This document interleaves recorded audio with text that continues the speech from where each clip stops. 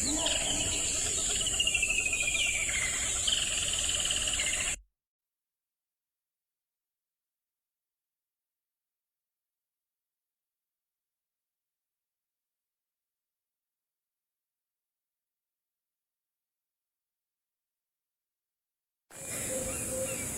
program features live coverage of an African safari and may include animal kills and carcasses. Viewer discretion is advised. Dumela! Good afternoon and welcome to a wonderful and sunny Tswalu Kalahari Reserve. We are just enjoying the wonderful scene that is panning out in front of us. All these beautiful cumulus clouds. Good afternoon, my name is Carl, and behind camera is Craig. Good afternoon. Thank you so much for joining us on this wonderful and sunny day that we are having here this afternoon on Tswalu. So welcome aboard your very own live safari from the African wild.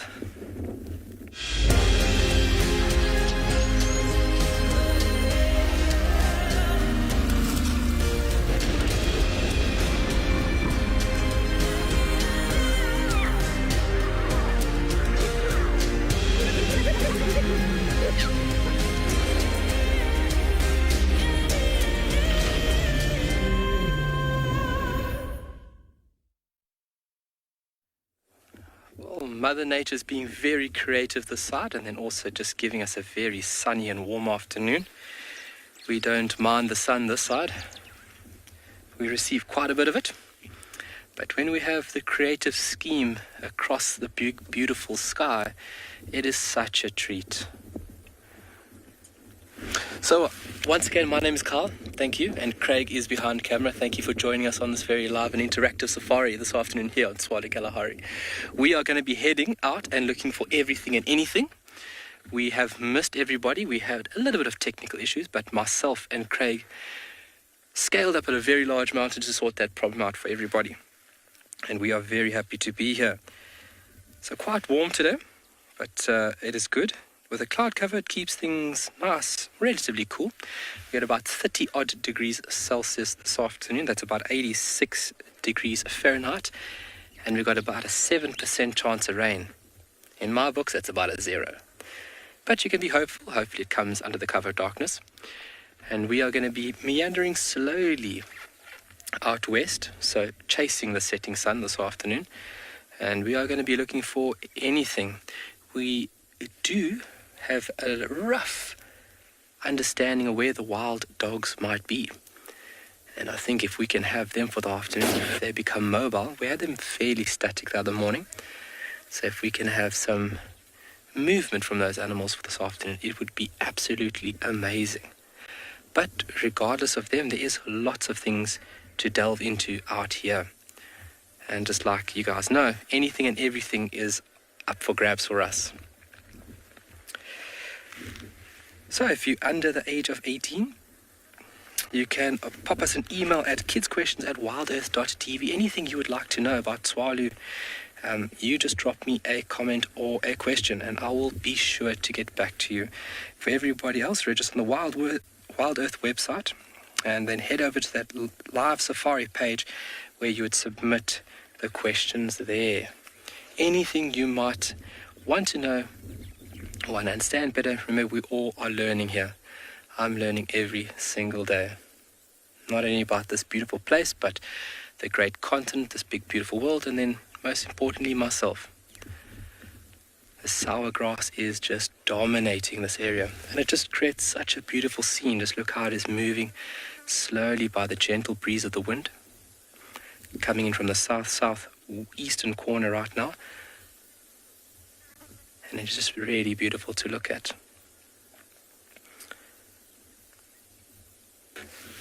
And I mentioned that it does have a very distinctive odor. It's like this very sour aromatic smell. And it's a very dominant smell within the open velds of Tswalu through the summer and rainy period. And your shoes really know about it afterwards, and as well as your legs.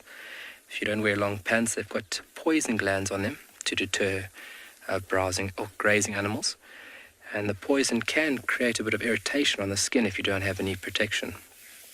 But that is one very, very clever way of deterring animals from nibbling on you. And then grasses have got a lot of tactics on how to deter grazers. That is just one form of defense.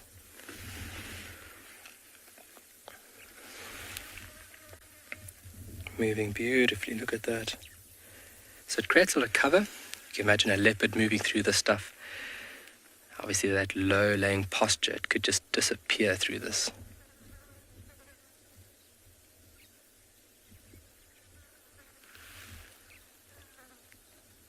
It almost looks like a continuous ocean, how it just moves and shimmers. It makes me think about being on the ocean. Obviously the ocean is a very big part of my life and I miss it terribly. But this really gives me the feeling like I'm near the beach and looking at the beautiful water.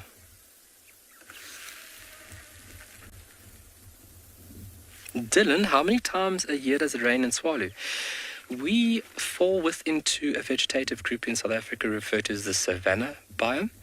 And the savanna biome is categorized of having a summer rainfall, which we are currently in. And December we've had good rains, and then the years that I've been here in Tswalu, we've received rains January and February. So hopefully we do receive some late, much needed rains, although we have had great rains already. I think if I'm not mistaken, we've had around about 400 mils across the entire reserve, which is great, where we only receive between 200 and 400 as our annual rainfall period. We have gone through a period where we have been below average, so the rain that has touched this thirsty land is much needed, animal and plant life.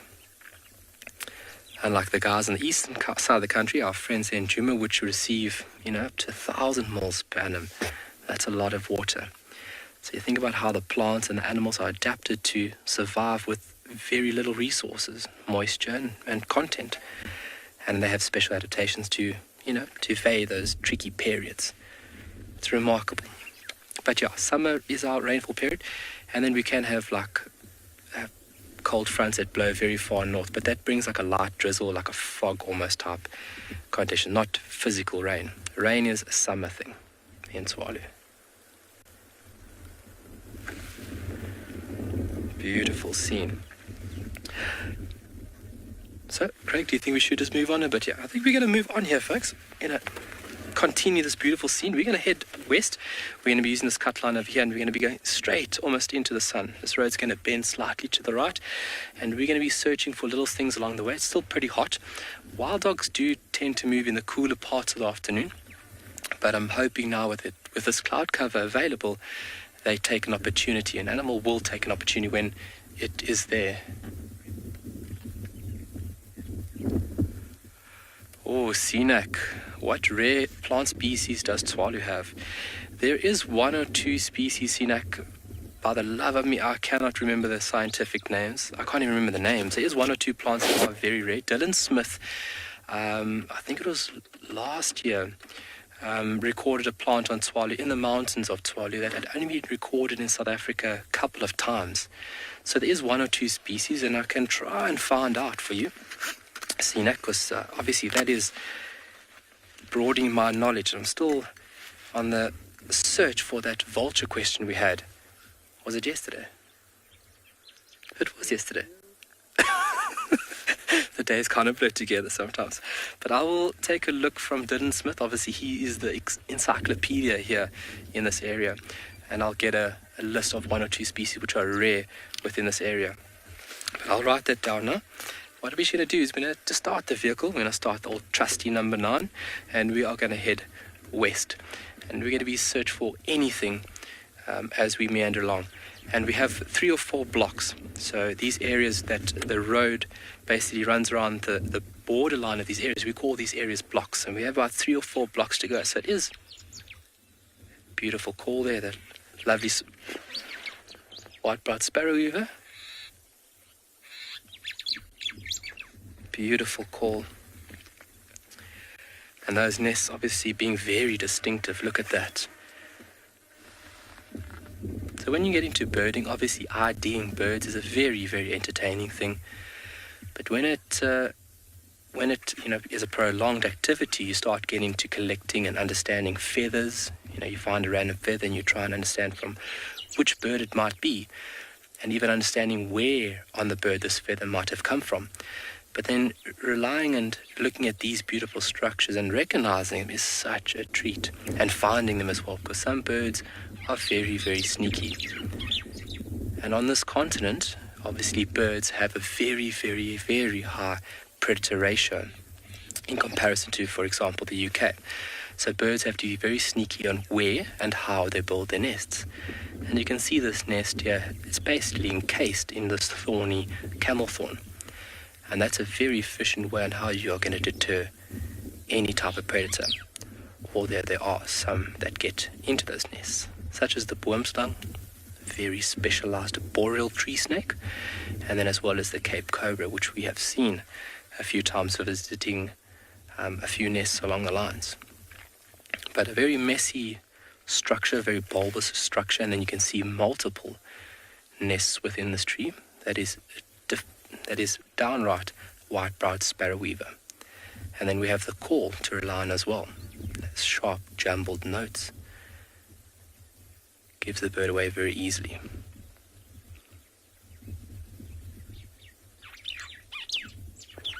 Beautiful.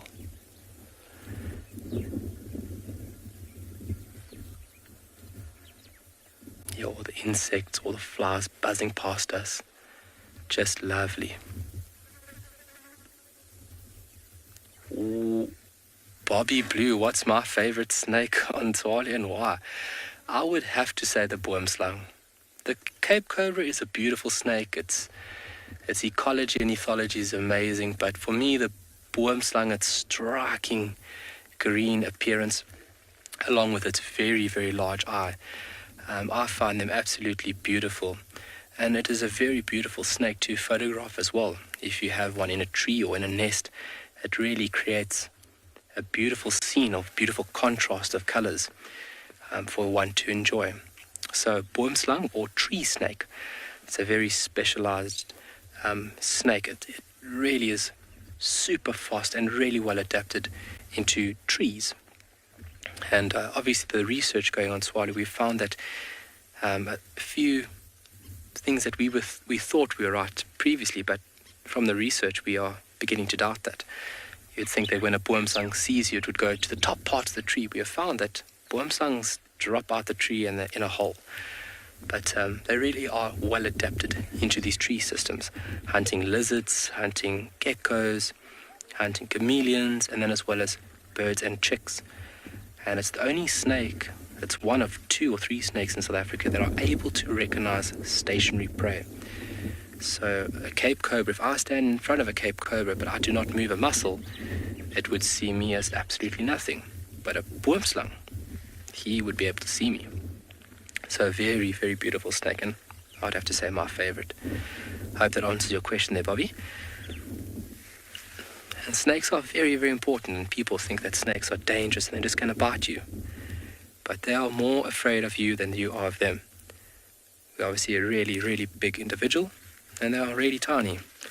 And it's just the misnotion or the misnomer that they have been painted with over the years. Lovely.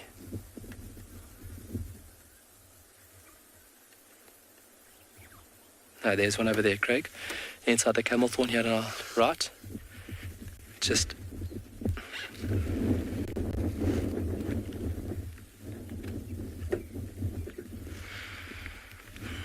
Ava, what is the most dangerous animal that lives in the Kalahari? Well, it depends on how you want to look at it.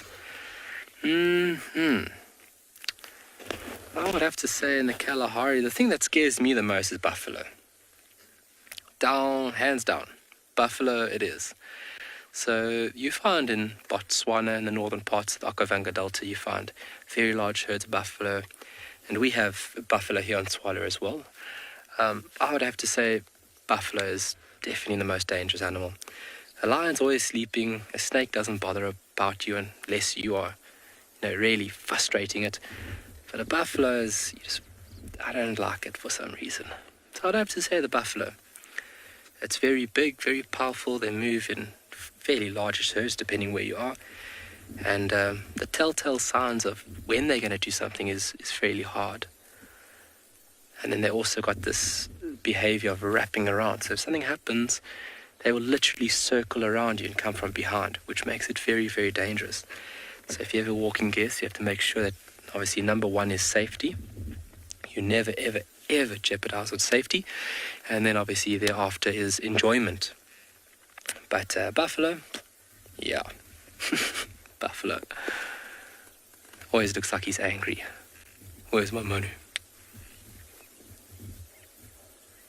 All right, let us meander along. We are going to take this trusty steed further west. And we are going to go slowly.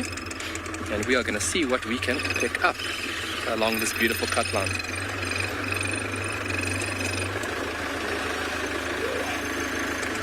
We have had an influx of crickets over the past 2 weeks after those good rains. Yeah, I am in my zen state right now. Literally my zen state. There's just something about the Kalahari that's really calming. I don't know if it's the scenery, the open scenery, or the open sky, but there is just something very humbling and very settling about the Kalahari. So when we're out here, we do have this feeling of almost being truly connected, which I hope that everybody has. And if you don't, get in touch with nature, spend some time just sitting in a park and just looking and observing all aspects of nature, from the clouds to the grass blowing in the wind. It is a real treat. Ooh. Here's a big chap. Everybody would know these guys. Oh, he's moving. See on the planter, Craig. Let me just go a little bit more forward for you. See the corn cricket. Oh, we've got a nice corn cricket here, guys. So this is the favorable period for these. Yeah, you're on the right lines. You're getting warmer. There he's sitting just behind the leaf. His long antennae are very distinctive. And then those legs. You can see it's part of the cricket or grasshopper family. Orthoptera.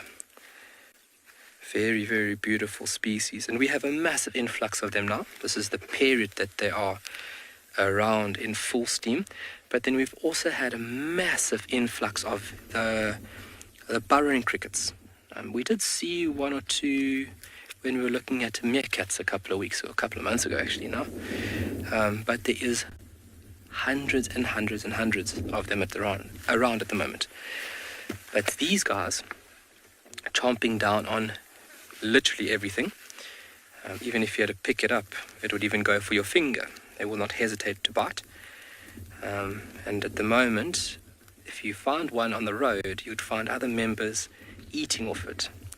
They do eat each other, and if you think about, myself and Craig were talking this morning, if you think about the nutrients load that one would receive from another body like that, I mean, basically it's like a full parcel of all the stuff that you need in order to grow. And they start off as little green individuals.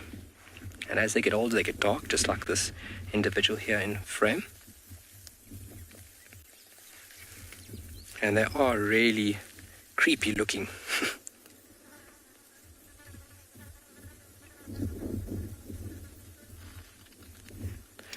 Part of the long-horned cricket group.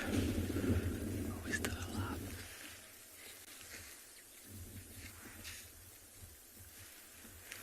What are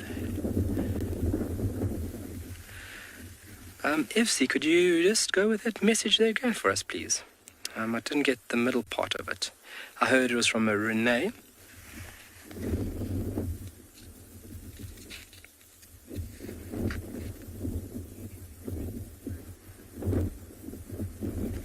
Renee, do we ever experience a decline in the number of insects?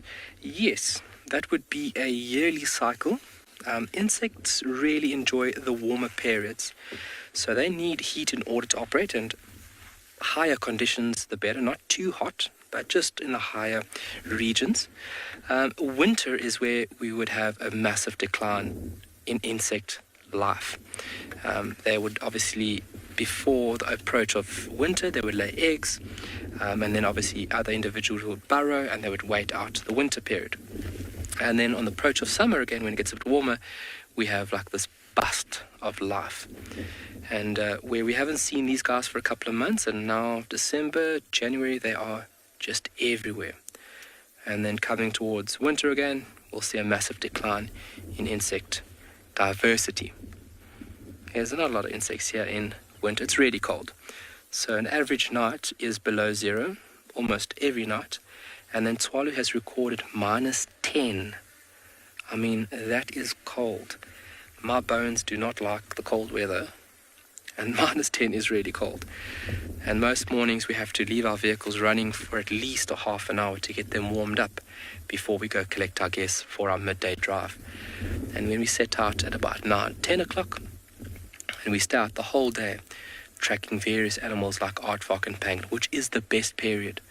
Coming to Tswalu to see a pangolin or aardvark in the summer is a bit of a tricky thing, but winter is it's basically like the migration for us. It is the best period in order to see those lovely animals. But if you're interested in insects, this is the favorable period for them. There's 2 there. You see the smaller one holding on for dear life.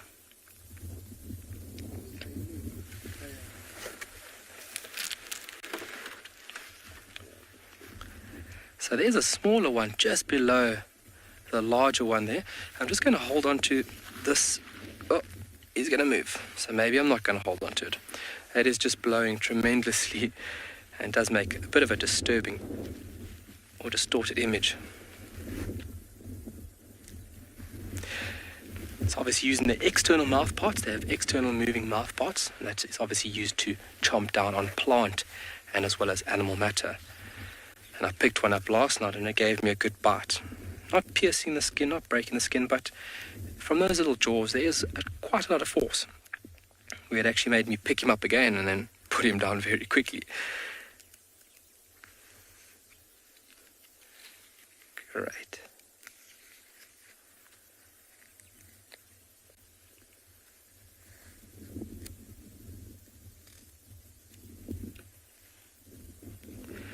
See from the shield as well that it's a very distinctive individual. Alrighty, well, let's leave this little animal to be and let's carry on here. If we find another one in a bit more of a static, not wind-blowing situation, it would be a bit better for us to view.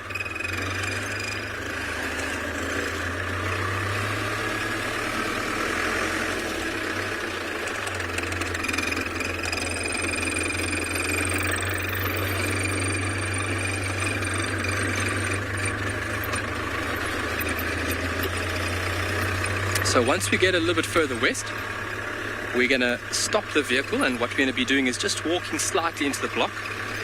We had somebody tell us that these dog tracks were not far off the road and they looked fairly fresh. The gentleman did walk in and I think he did see them, so which is really good for us. That makes me think that they're not too far into the block, so we don't have to venture too far in to find these lovely animals.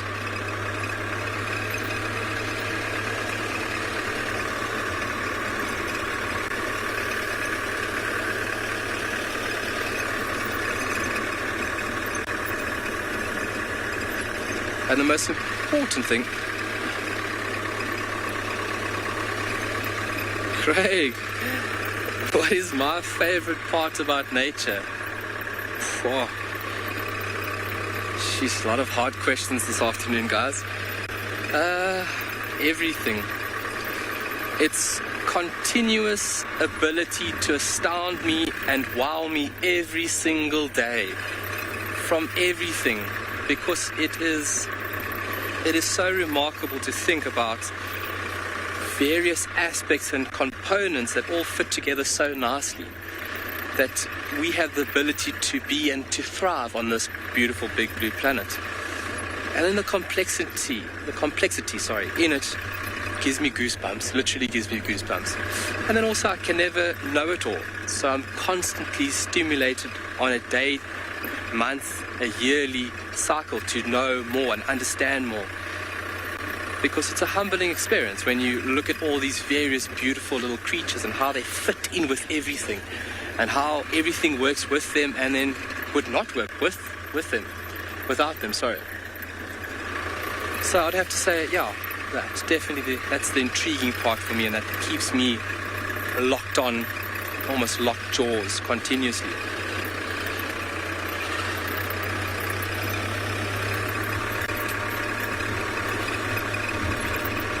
You can see it starts getting a little bit thicker now. And this section over here, the trees aren't very tall. The tallest trees here would be the shepherd's tree and then obviously the camel thorn. And then these other shrubs are quite small and shrub-like. This will be blackthorn and as well as velvet raisin bush.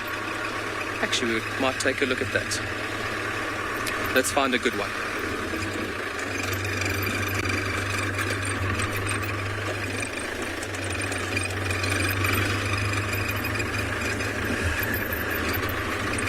I'm always so thankful for cloud cover when it is here, because the sun this side, it don't play jokes.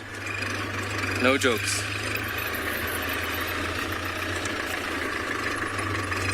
Is this one we can use? No. So the velvet raisin bush is a really remarkable tree, and something where the true inhabitants of Southern Africa would have utilized quite heavily. Let's use this one right up here. So on the left of here, Craig's going to get us onto this beautiful little shrub. It is a very small individual, but what I want you folks to focus on is the stems of this beautiful tree. The velvet raisin bush. This is a very, very small one, and the leaves are very distinctive of this shrub-like bush. But the true inhabitants of Southern Africa would have utilized this tree for various purposes, especially for making the shafts of arrows, because they are very, very pliable when they're wet, the stems themselves, and once you bend them in the correct manner and they dry out, they keep that shape. So they were brilliant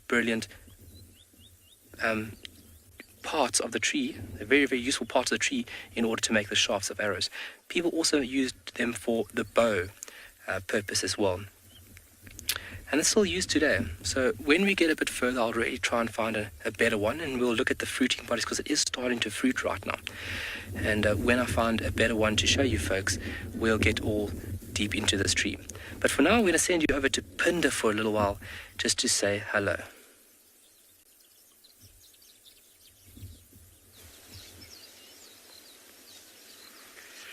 Good afternoon from and beyond Pinder Private Game Reserve, where for the first time in about 36 hours, we've started to see bits of blue sky coming through the clouds. It has been raining non-stop since about 11 a.m. yesterday, and this is basically the first opportunity that we've had to come back out onto the reserve without being washed away, basically. And right away we've managed to find a pair of white rhinos. It looks like a mother and her almost grown calf. And then just behind them, there's also a pair of giraffes as well. It looks like two males. And it looks like they're busy sparring, play fighting, standing side by side. What a lovely start to the afternoon. My name is Damon, and behind the camera this afternoon is Glenn. And to be honest, we're just glad to be back out, everybody. So we're going to probably be sticking relatively close to where the lodge is for the afternoon. So we're going to be exploring kind of the valleys and the hills that are kind of extending around behind me. No one's been driving out here today because of how wet it's been. So who knows what we'll find. And it's nice that we've managed to start off with these rhinos though. Like I said, with no one having been driving for the last kind of 24 hours or so. You never know where the animals have gone, and it's almost like everything has been reset. So we're going to have to do a bit of exploring this afternoon to see what we can find. But a good bet is often to head towards areas that have got good grazing, good lush grass, and that's exactly what we did, and we were rewarded with these 2 white rhinos. There's actually a 3rd rhino that's in this area. I haven't seen it again for a little while. It was almost like it was creeping through the bushes to the left of where that rhino is that's standing facing towards us. That looks like Mum, and then her youngster to the right. And I'm wondering if it's not maybe a territorial bull that's coming in to investigate this female.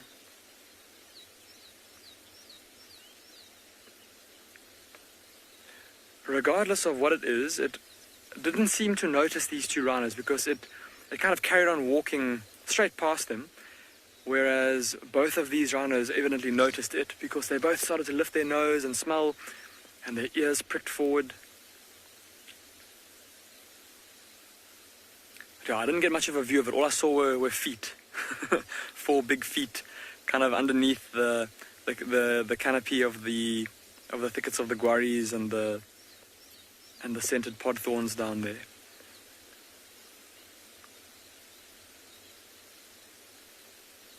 It looks like these rhinos are slowly moving up the hill though. It'd be lovely if they come towards us. Probably you're asking if rhinos are still endangered here at Ambionpinda. Well, they as a species, this particular kind of rhino here, this is the southern white rhino, they are not classified just yet as endangered. They're kind of one step above, or one step better, if I can put it that way, than endangered. So we would classify them as vulnerable. So they're vulnerable to becoming endangered and to becoming extinct if careful conservation isn't put in, or careful conservation practices aren't put into place. We're very lucky here at Ambionpinda because of our careful conservation practices that we are able to, we have a very good population of both white and black rhino. Obviously the black rhino we see less frequently, but that's just how black rhinos are. They live at lower densities than these white rhino. They you don't find them in big groups as often as you do white rhinos. So as a species, they are in trouble. But here, or I suppose here at Ambionpinda, if we didn't have the careful measures that we have in place, they'd be in trouble here too. But thanks to our anti-poaching team and our conservation team here at Ambionpinda, we can say that we do have a pretty good population, and we do get to enjoy frequent sightings of these white rhino. They're almost playing a game with us now. We've shifted backwards and forwards about 4 or 5 times since we got to these 2 rhinos, because they keep going behind the bush and then they come out again. And I'm wondering if they are not just maybe with this wind. There's still a bit of a strong breeze blowing in from the south, and it might be with all the wind. It's maybe kind of making smells swirl around, and they're not quite able to determine exactly where smells are coming from or where sounds are coming from. It can be very disruptive, this wind, especially to an animal like a rhino with its big ears and its big nostrils. It relies so much on its sense of smell and on its hearing to analyze its surroundings. And so often in windy times, rhinos can be quite jittery. Oh, never mind. Glenn says one of them is just laying down. I can't quite see from where I'm sitting, but that dispels that. They're obviously not feeling very jittery if the one is feeling comfortable enough to lie down. And I wonder if I'm just going to see if I can get a better view. I'm going to look through my binoculars to see if I can see which rhino that is that's lying down. It looks like the calf. The calf is lying down, and then Mom is still standing up. Having a look through my binoculars, I'm sure you guys can use the zoom of the camera. Look at how her body is still quite dark, quite wet from the torrential downpour that these rhinos have been exposed to over the last day and a half. And I wonder if it's not maybe now, because the rain has abated and there's this breeze, they may be coming out of where they've maybe been trying to shelter from the rain a bit. They've come out into the open maybe to try and dry off. maybe the ground is a bit, maybe that's why they're coming up the hill. Of course, lower down the hill, there'll be pools that will be collecting. Might be a bit boggy, a bit muddy down there, which of course rhinos normally love on hot days. But maybe now, 36 hours of rain is a lot. Maybe they've had enough and they're trying to get away from that, trying to dry off a little bit.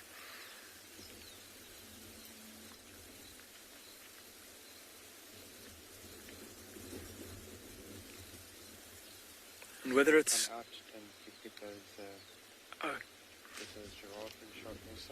We're just going to leave the rhinos for now. Glenn has just remarked that the two giraffe are busy sparring again.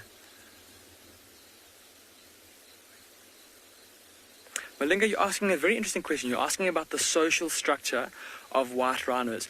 Well, Malinga, typically what we see is mothers with their calves. They'll move around together. And you may even sometimes see, we've shown it a couple of times on the show, where there's been a mother that has two calves that are of slightly different sizes. And normally what that is a mother with her actual calf, her own baby. And then typically what happens is that when a mother rhino is about to give birth to her next calf, she'll push her previous calf away. And that calf it's not quite yet fully grown, and it will often go and seek out another rhino cow with a similarly aged calf to itself.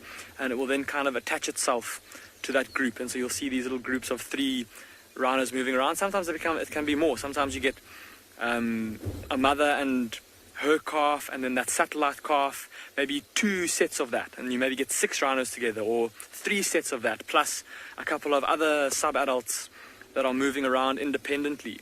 So and that's how you often see groups of maybe 6, 7, 8, 9 rhinos moving together.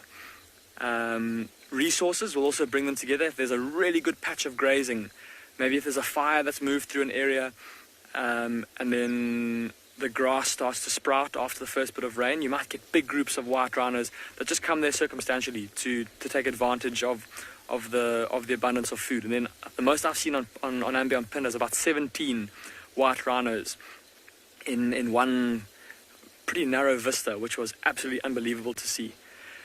And then Malinga, and then of course so females and the youngsters and then sub-adults tend to be quite gregarious. But then when it comes to big adults, fully grown territorial males, they tend to live alone. And they have their territories that they actively defend. They try and keep other adult male rhinos out of. They will tolerate a rival bull coming into their territory to drink or to feed, but only if he behaves submissively. So if he goes and tries to court a female that he's interested in, or if he tries to scent mark, then the local bull will go and chase him out, or go and behave aggressively towards him. But that's basically the social structure. I hope that answers your question. Those 2 giraffe that are still busy sparring there at the back.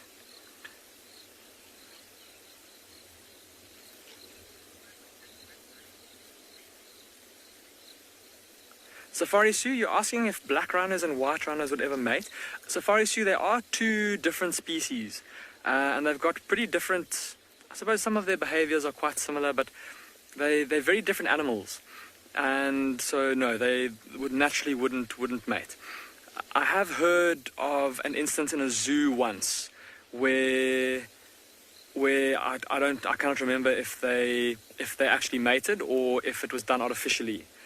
But in the zoo there was a hybrid of between a black and a white rhino. It didn't live very long though, unfortunately, so far as can often happen with these with hybrids. They tend to be either very short-lived or most of the time infertile, unable to produce offspring. But yeah, there's actually a photograph of it on the internet of this hybrid black and white rhino calf. That I think it's a black and white photograph. If I remember correctly, its lip was somewhat reminiscent.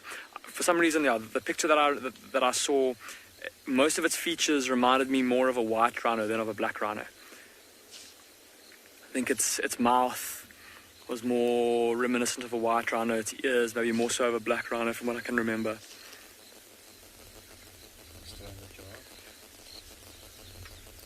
Yo, those giraffes are still going at it though. just having a look through my binoculars, have a look at their horns and how they're pretty long in relation to their head size. The heads are not too big, necks are relatively thin, so they look like two relatively young bulls. Like we were saying earlier, they just seem like and their movements are quite slow, and lots of pauses in between, not too violent. So just some sparring going on, nothing too serious. Practicing their moves for when they're adults and they will need to fight for females. But it's almost like they're moving lazily. Like it's almost like he wants to give his companion a fair warning that he's about to swing, and then his companion can move out of the way, so to speak.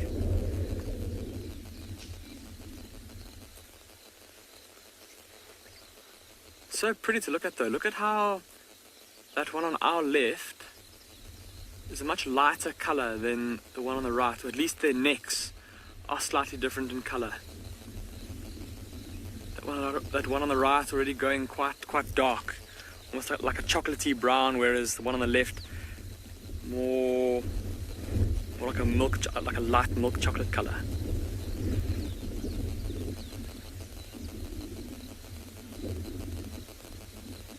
A cheap shot there.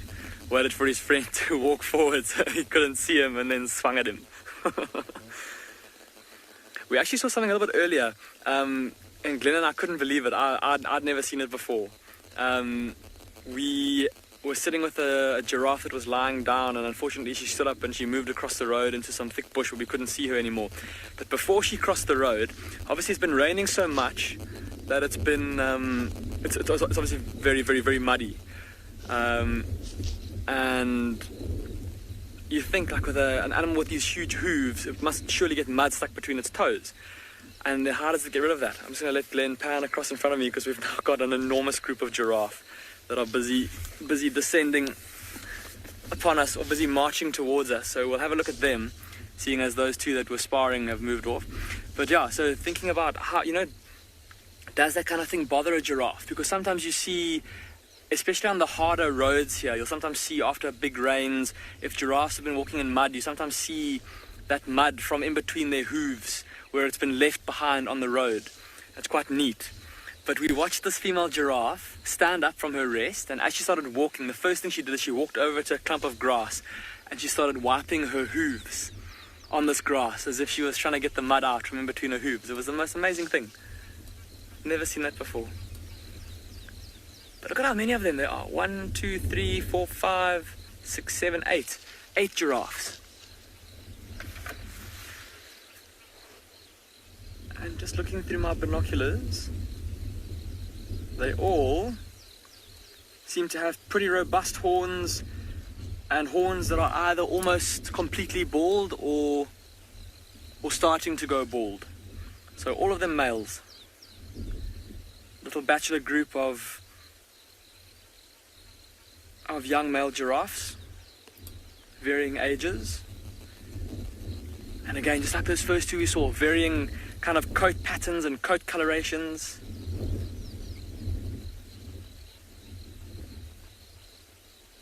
It's very pretty to see. Look at those 4 in the road there in front of us. Sure. And they just came out of nowhere. All of a sudden there were 8 giraffes in front of us. I think Glenn and I might spend a bit more time here, just to see what these giraffes get up to, and maybe try to see if we can't get a slightly better view of that white rhino.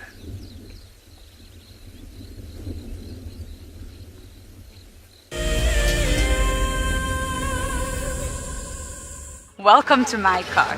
This is Wendy, and she's my favorite. She would love to have your name engraved on her so you can be with her every single time she goes on a safari here in Djuma. If you become a Wild Earth Explorer, you will have the opportunity to buy an engraved tag which we will attach to her. We will make sure to send you a digital picture to show you exactly where you are sitting on her. You will have front row seat in every single sighting. Hi, I'm Damon, and I come to you live every day from and beyond Pinder Private Game Reserve here in South Africa. I think the most underrated wild animal is the buffalo. And I think many people want to see them because they're a member of the Big Five. But then once it's ticked off the list, it's on to go and look for things like big cats or herds of elephants. It's quite a sensory overload, taking in their smell and the sounds of them moving around you. Catch up with the guides daily here on Wild Earth. My name is Taylor McCurdy and I work for Eco Training. I love hearing from all of the viewers. However, I particularly enjoy those of you who have been watching for a few years. Your questions are just so advanced and they really get me thinking. If you'd like to ask a question on Wild Earth, you need to register on our website. Once you've done that, head to the live safari page and submit your questions below the live feed. Have you been watching Wild Earth and dreamt of being right there on safari with one of the guides? Well, now you can. Wild Earth is offering you a chance to buy a ticket to dream. You or a friend can hop on board a live Wild Earth show and join our guide on safari. The ticket is redeemable at any of our locations, anytime in the future. Only a limited number of tickets are available, so don't wait. Get your ticket now and start dreaming. Terms and conditions apply. This is a battle of two great carnivores of the African wilderness. Whew. Whoa! You don't want to be under those jaws. Definitely, this round goes to the lion. Look at that. Fantastic. Expect the unexpected here on Wild Earth daily. Welcome back to Ambient Pinda. You've joined us just in time to watch the 9th male giraffe join the party, so to speak. Here he is striding down the road, coming straight towards us.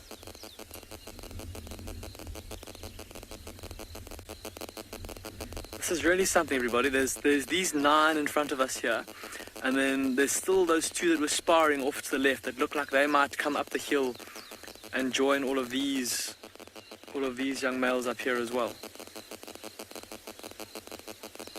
11 giraffe in one scene. It's going to be insane if they do that. Here we go. It looks like these 2 in the road here moving off to go and start feeding. Have a look at how he's putting his head right into the top of that tree there. So let's see if I can see what kind of tree it is. It actually looks like a magic guarri from here, which, for those of you who have felt the leaves of a magic guarri before, you'll know they're not the nicest or the softest, most succulent, juicy feeling leaves. They're quite papery. Can't imagine that they'd be very, very tasty, very nutritious. But maybe he's found some new growth there, some new leaves that are growing.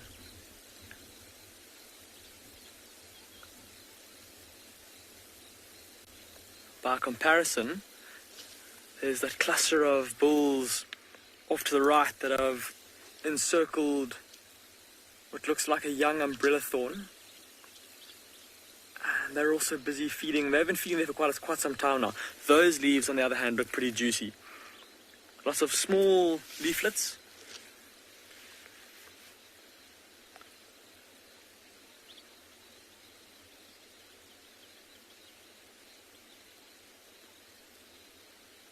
This bull in front of us here looks like he's quite content to feed on those guarris for now.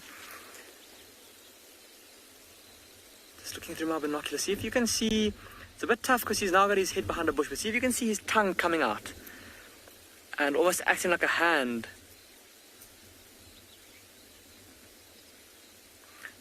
Red, you're asking what animals giraffes are related to. Their closest relative is an animal, a very elusive animal, an animal that I have long dreamt about seeing ever since I was very small, but I've never had a chance to see one. A very elusive animal from the jungles of West and Central Africa, and it's called an okapi. And I don't have a photograph of it in my mammal book here, but I'll try and describe it to you. Or of course you can go and Google it as well while I'm trying to describe it to you.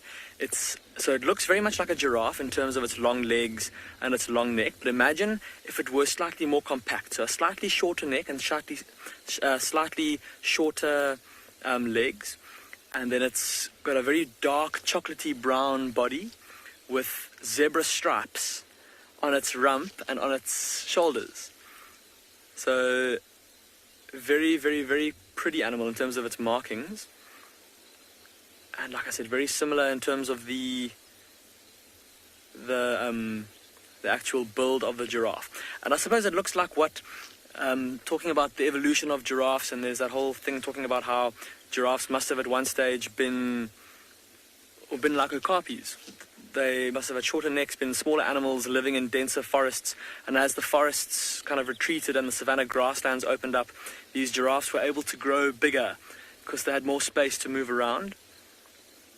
And then they evolved this long neck, presumably or massive size and the long neck, to occupy a niche that not too many other animals are able to occupy, able to feed on parts of the trees that other animals can't access. But these giraffes are marching straight towards us, and it's going to be amazing if they come right past the vehicle. While we wait for them to do that, though, let's head across to Tswalu to see what they've got for us.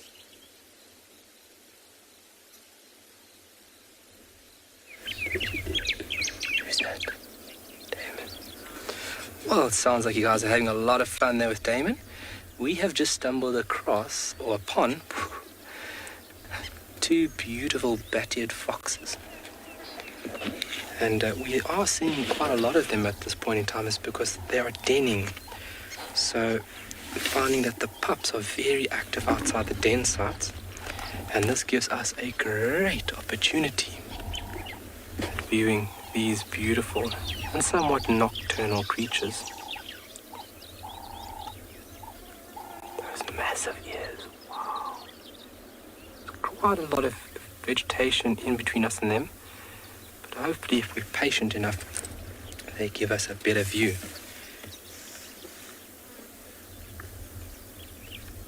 They are just so entertaining to watch. You'll have times where these pups get a bit bored out and around the den, and they start playing with each other. And a game of tag is by far the most played game here.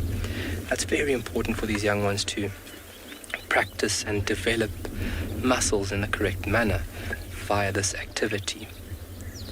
You can see the swirl there just off the central part of the picture, just the left-hand side. That'll be from the excavation of that burrow or den site.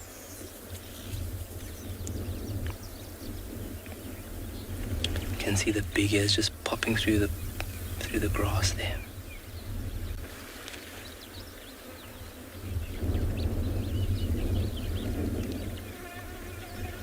So anywhere from 4 to 6 they can have.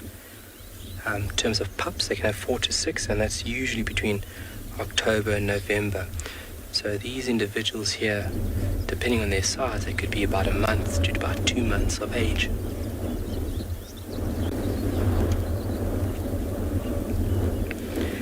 And then both parents are very devoted to the development and protection of these little ones. Obviously giving them the best chance at survival.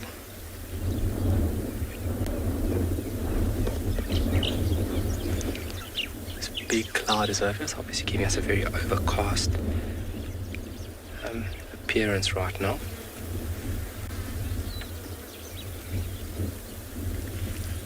Come on, little guys, come on there.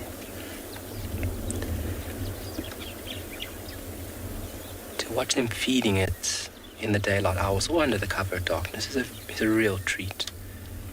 They are very mobile and very active. There the ears are just moving around. Bok Makiri busy calling in the distance.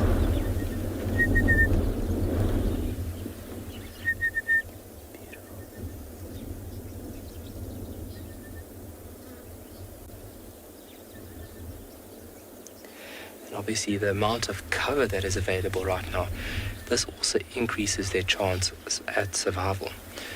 Quite a lot of things would predate on them. Big birds, pythons, you name it. So the available cover really allows them to find concealment and obviously to be hidden away from the watchful eyes of predators.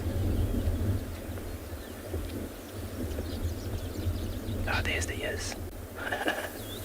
Large, large, large ears.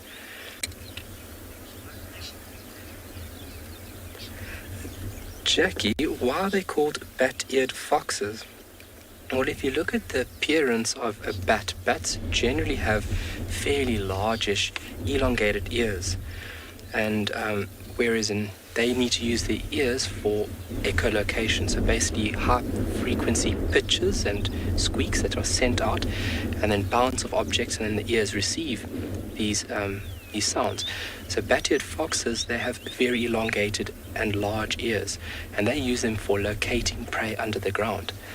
They have a very, very acute sense of hearing, and while they are foraging, they would have a very hunched-like appearance, ears projected straight towards the ground, and with these very large ears, they are able to hear the activity of insects under the ground.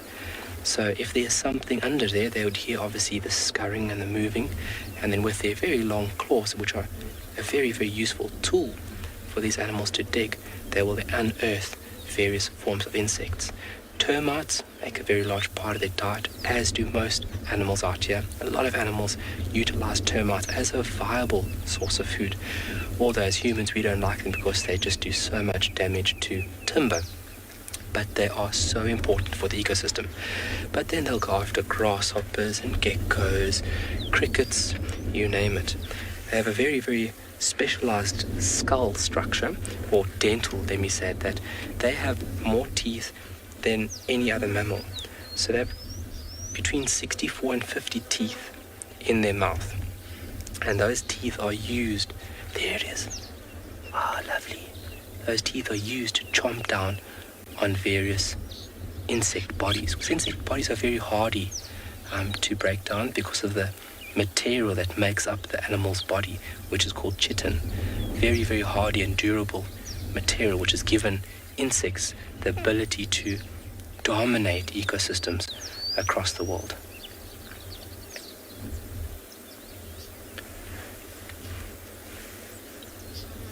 So basically they have 1 to 4 extra sets of molars. More teeth than any other mammal. It is remarkable. So if we had to find a skull of a bat-eared fox, we can recognize it from its dental structure. But those very, very large bat-like ears, this is where this animal gets the name from, bat-eared fox. Cool, look at that.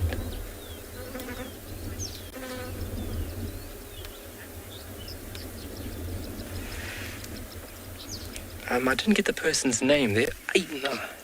Are they territorial? No. Bat-eared foxes are not territorial.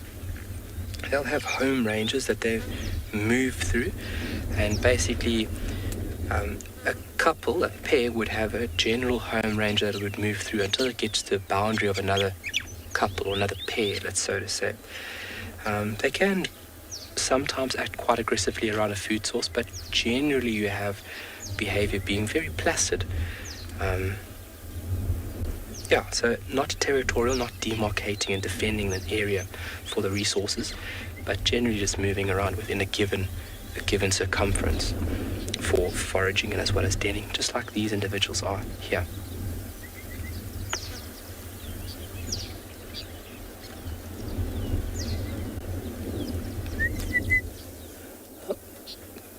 See them just busy moving around there. That fern-like, very wavy plant in front there, that is the elandsbean, which gives great ground cover. Also grows in areas of semi-disturbed, or grows in areas that are semi-disturbed.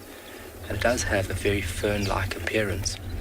But you can see for the bat-eared foxes, it is providing great cover for these little animals. We'll have porcupine that feed on it, unearthing that, digging it up, and unearthing the very extensive tuber or root-like bulb that this plant would use to store nutrients in for the unfavorable periods of the year. And then when summer approaches, lots and lots of leaves, basically making a lot of energy, making a lot of food and storing into those roots and then growing some more. It's a very, very interconnected system. So the plants that are in the picture there in that central part of the picture, more than likely all those plants are interconnected via this extensive tuber or root-like structure. Remarkable tree, or sorry, plant shrub.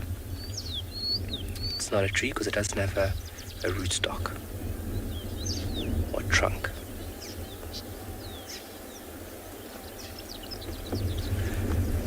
Parents must be very close.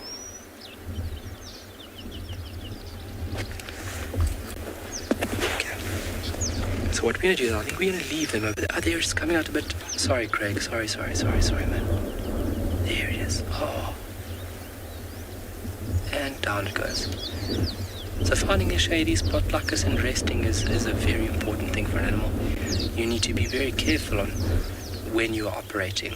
You don't want to be exerting and expending unnecessary energy. So where you can find a spot during the day just like this to hunker down and relax, conserve energy, you do that. Because when it does come to the period that you have to feed, you want to be on your best game. We're going to leave these beautiful foxes. We're going to send you off to Pinda for a short while, and we're going to continue looking for those wild dogs. And we'll see you when you get back this side.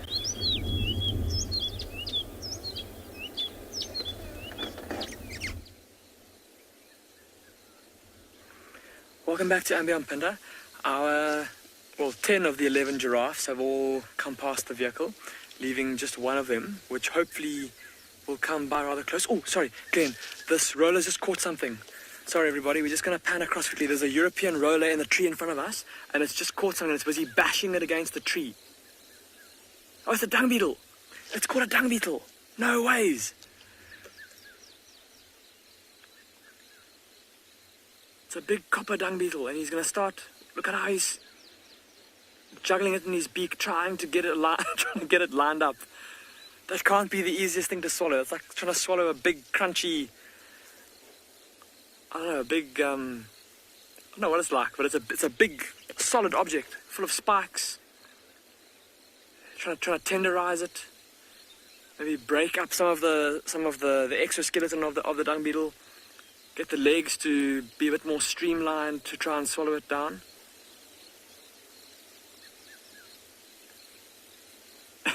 He's having a tough time of it. There you go, he's going for it. Well done. Also imagine him burping when he did that. I don't know why. First thing that came to my mind. Yo, but he got it down. And that's surely a good meal for that European roller. That was a big, big, big dung beetle that it caught.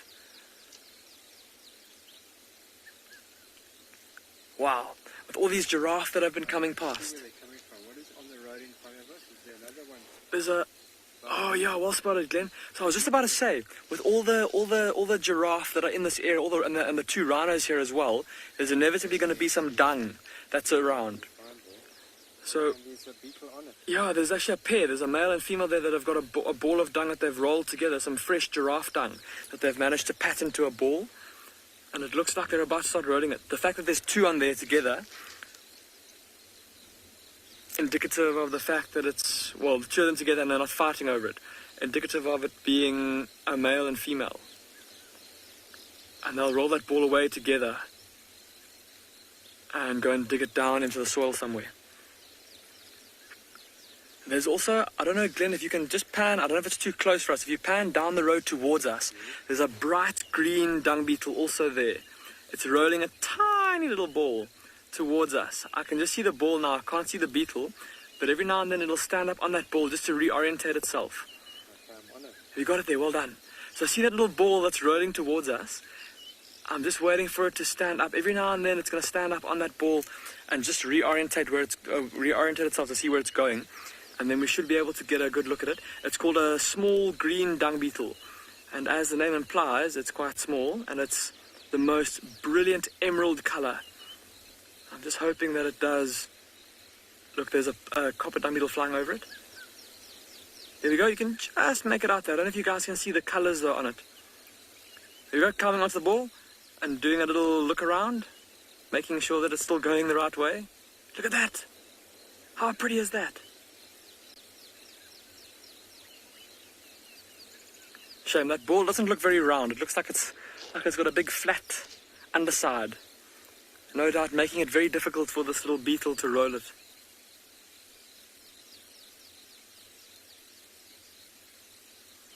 And it looks it looks like it's trying to roll it up the hill now, up the verge into the middle, kind of the middle lane of the road here in front of us. Shame, poor thing. He's going to have a really tough time getting that ball up that hill with it being so oddly shaped.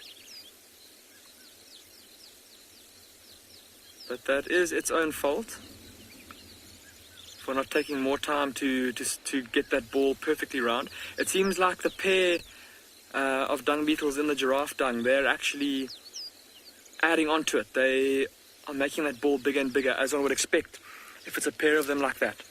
No doubt making a brood ball to go and lay an egg in. And typically those balls will be a bit bigger than if they're just going to go and hide it away or bury it somewhere to feed later, or feed on it. But yeah, they're taking a bit more time and making sure that it's a bit more round, a bit easier to push.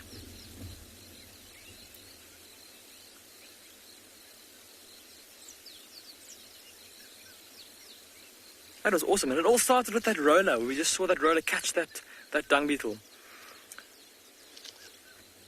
Meanwhile, though, it appears the two rhinos have started to come up the hill a bit towards us.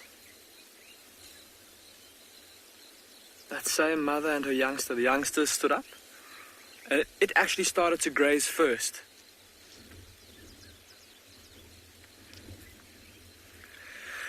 But while we wait for these rhinos to come out into the open a bit more so you can see them a bit better, let's go across to Juma, to Tristan and Steve. They're on the dam cam apparently.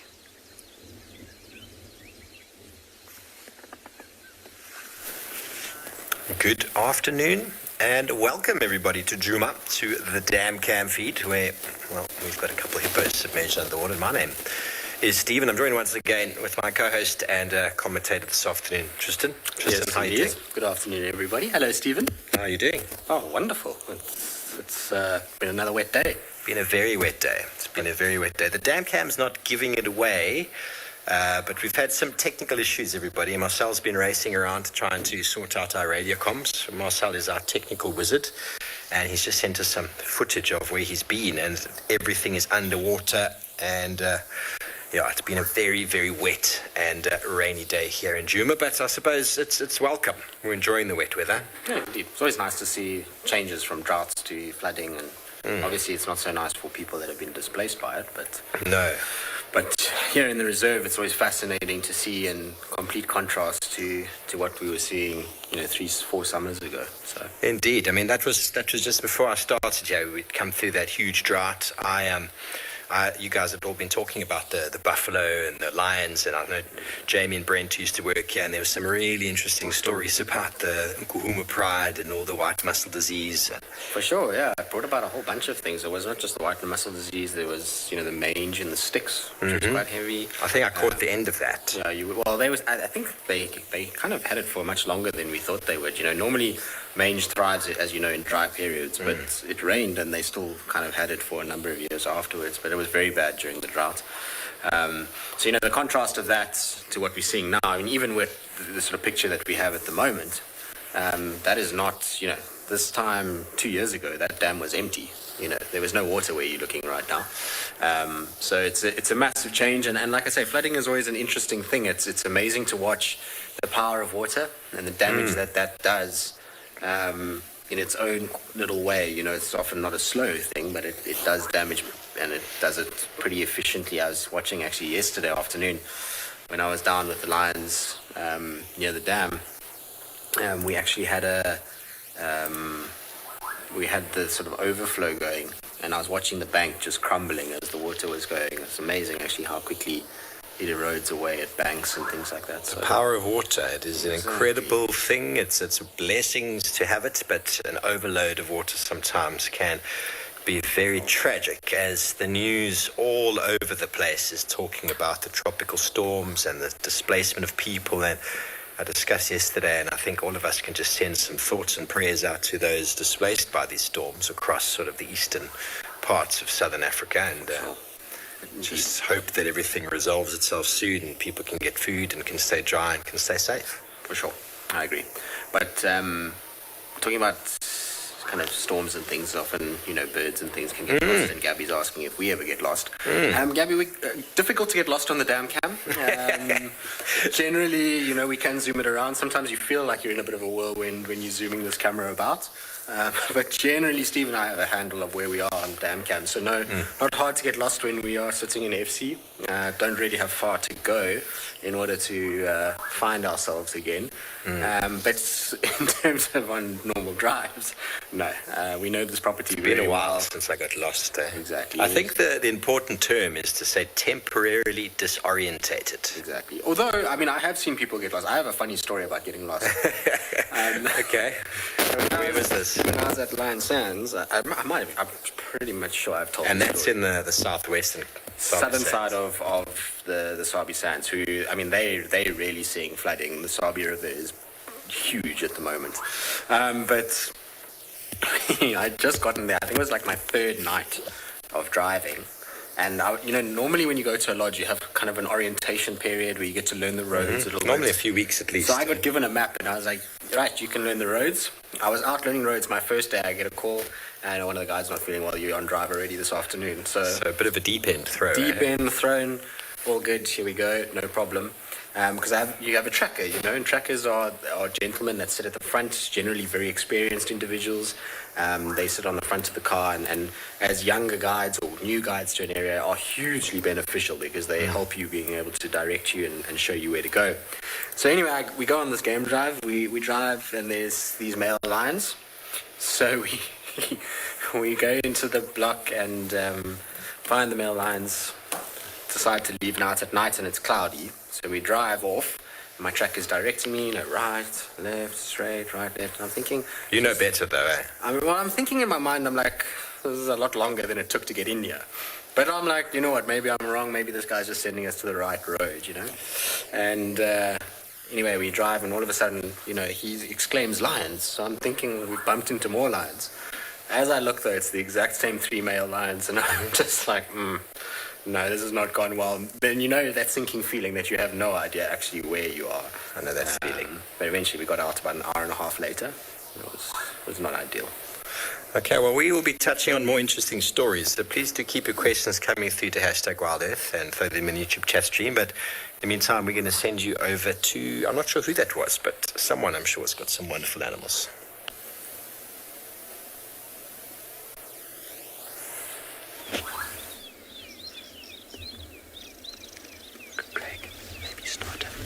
Alrighty, so here we go. Brilliant question was asked earlier. What intrigues me about the bush? Constantly learning every day. We came around the corner and I just got off on foot to see if we can locate these beautiful wild dogs. And what do I walk into? This big, beautiful snake. We have got a Cape Cobra inside this blackthorn. And it just shows you, the knowledge that we have on Cape Cobras is obviously very limited. Although it being the most widely distributed, one of the most widely distributed snakes in South Africa, I would have thought the snake would have booked it one way. What did it do? Turned around and then up into this tree. But look how beautiful and rich that color is. I was not expecting finding a snake today, folks. It is a Cape Cobra. We can see from the scales, the way that the scales are how they fit into one another, and then as well as the rich color. If you look at the color morphs within this area, we have a few different color morphs of this beautiful and very, very, very dangerous snake. And then as well as if we are lucky enough to get a little peek on its head is obviously very distinctive. And it is just feeling a little safer inside this tree than it would be on the ground. It is quite a large individual. It looks about, I would say about a meter, about a meter, maybe a little bit more. And a really beautiful color. So if I stand dead still here next to this tree, this snake does not know that I'm here. Obviously, respect is number one, and then just remaining cautious all the time is very, very important, because you don't want to be bitten by this snake. being front fixed-fanged, possesses a neurotoxic venom, which will obviously affect all bodily functions of myself. It had to bite me. It would not be a nice thing. You'd need to be rushed to hospital fairly quickly.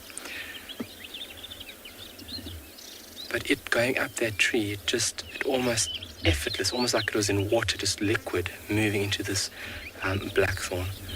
And obviously the scales, being a very, very important protective layer, these very vicious thorns, thorns that is on this tree, will not hurt the snake.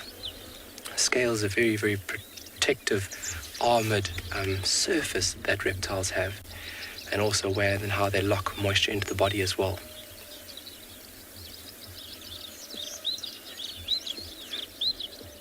He's just remaining absolutely dead still. He did do a bit of movement before we got with you guys.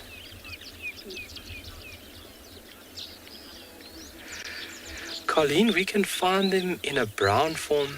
We can find them in speckled form. We can find them in jet black. We can find them in like a light pale yellowy color.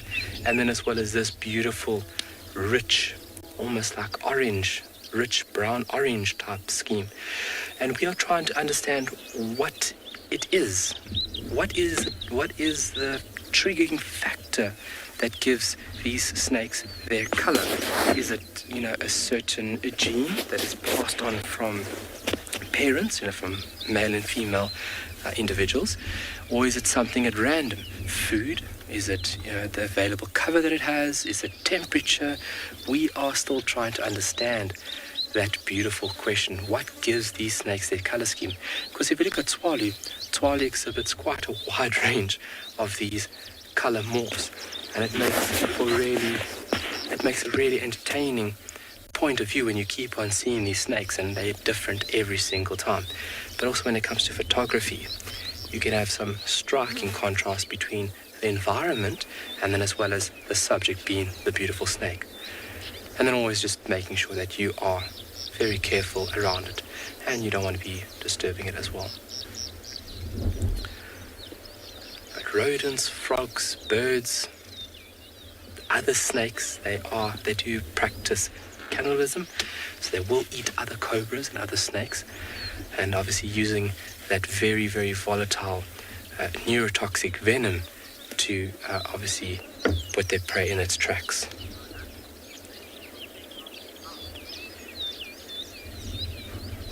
Do you know, would there be more snakes out and about due to the rain?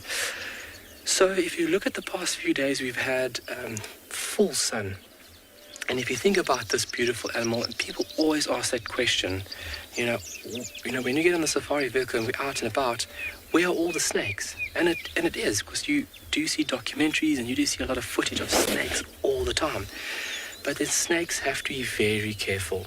Not only from a predatory point of view, because there's a lot of things that'll feed on them. You get very specialized birds like the snake eagle that almost solely predate on snakes. They do feed on other things. You would have things like the secretary bird, one of the most unique ways on how a bird would kill a snake, by stomping on it. Very, very powerful legs. So they need to watch out for predators, but then they have no way of regulating their internal core temperature, being ectothermic organisms. So when it is blistering hot, these snakes are hiding. They're in a nice, cool, shady spot where obviously their body is absorbing their body is just absorbing the surrounding heat, their required heat. And if they're exposed in the sun for an extended period of time, they'll die. So, and now that we have this beautiful overcast afternoon, this is now when the snake now has become a bit more active. They need to be very careful, at where and when they operate. And so these overcast conditions allowed us to view this beautiful reptile.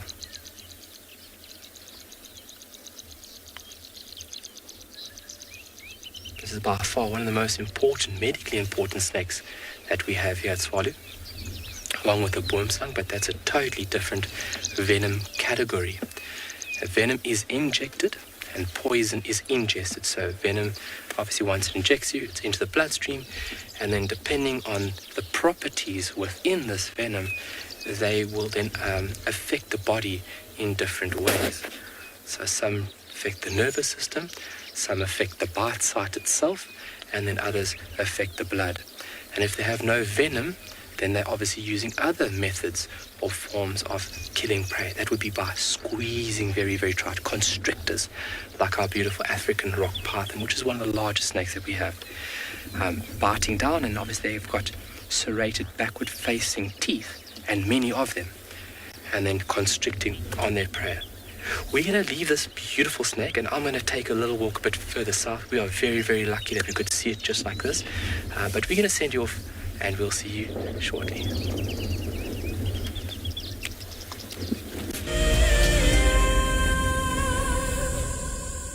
As you can see, it's a very, very full dam, and how amazing are those Cape Cobras? The coloration of them is unbelievable, isn't it, Stephen? Yeah, no, I heard Carl talk about all the different colours. I've only ever seen one of this sort of ilk. Is it? Yeah, I've seen this one like this, and I've seen those speckled ones with the black markings on them. But yeah, the proper black ones I haven't seen before. I was actually digging in my garden in a sand dune in the Southern Cape. Yeah. In Wilderness, Island Lake. And I was building a garden there, and it was an old sand dune building. And I was digging, and I pulled out a tree, a small bush, that obviously had some nice roots down underneath. And I saw this long golden thread underneath the soil. And there's nothing else it could have been. I had to move away for a few minutes. I didn't see it again. I thought you were going to say that you actually picked up the thread as a small... No.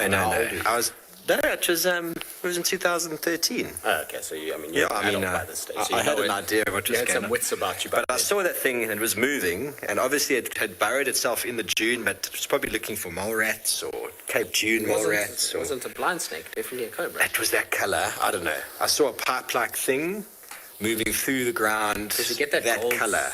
No idea morph, what it could have been. Schlegel's blind snake, sometimes. Yeah, very thick, very fat. Really? A little bit of black blotches on it, or not? No, it looked like that fellow in the tree right there. I don't know. I mean, they do go into holes in the ground. So I just saw a bit of its body. I mean, it could have been anything else. Could have been some old building material I'm glad that was moving. And that you didn't grab it, because that would have been awkward. And it ended up being quite a prosperous little veggie garden for a time. Was it? That's very cool. But we're having a look, just a kind of wide shot of the dam, so you guys can see just how much this has filled up over the course of the last day. It looked pretty much like that yesterday because of the overflow. Yeah. This little pan in front is obviously filled up now. But this little pan here in the front is absolutely amazing how much water is in there. I mean, that was almost dry yesterday morning when we started on the dam cam. And there's the hippos busy chatting as well. All right, well, we'll carry on the dam cam. We're going to try to find some little gems. We'll hopefully find the jacana that's apparently there somewhere.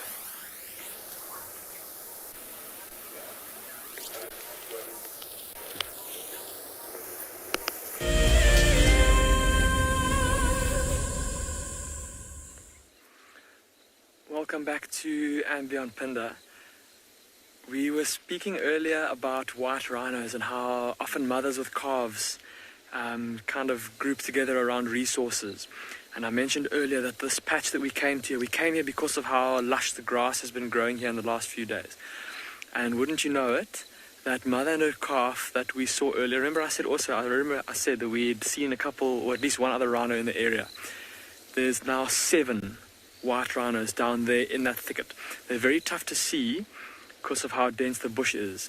But there's a mother and her calf, the original mother and the calf that we saw earlier. Then a second mother and calf arrived. And then a mother with her calf and a satellite calf arrived. So 7 white rhinos all together that are all busy grazing under those thorn bushes over there. And it was the most precious thing. I've never seen this before.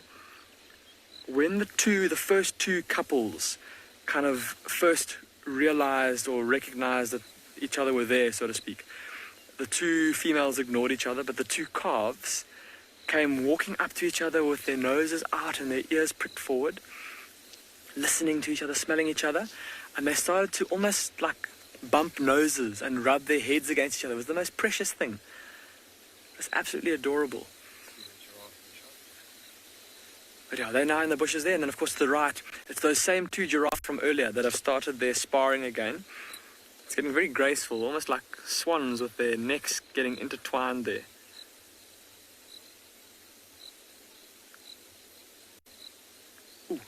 I don't know if you can hear that. There's a bit of an interaction between the rhinos down there. I wonder if a calf didn't go up to the wrong cow and it got a bit of a reprimanding in the form of a huffing sound that the rhino cow was making, like a sound. And the two giraffes swinging their heads against each other, or swinging their heads at each other again. Interesting, these two have spent very little time feeding in all the time that we've been here, whereas the other giraffes have all been feeding quite a lot. These two perhaps have already taken in enough to eat for the day, and they can spend the rest of the time practicing their fighting skills, their fight moves. Oh, they're taking the fight outside the thorn bushes. They need more space. And see how they right up against each other, bumping shoulders. The one trying to throw the other off balance. Oh, look at that baby rhino, it's following the giraffe. No ways. Look at that. It came right up to the... Look, it's chasing, it's chasing the giraffe. No ways. And it's so pleased. It's so pleased with itself. It was the cutest thing, everybody. I've never seen that before.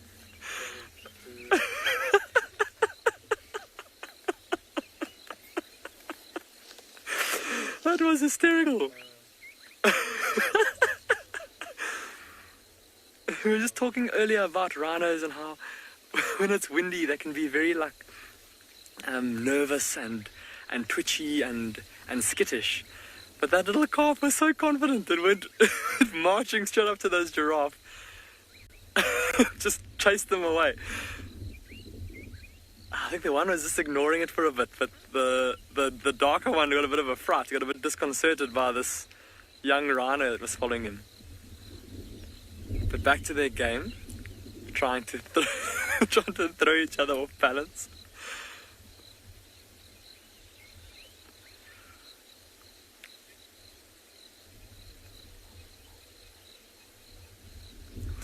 Rosalind, you're asking if giraffes ever get sore necks.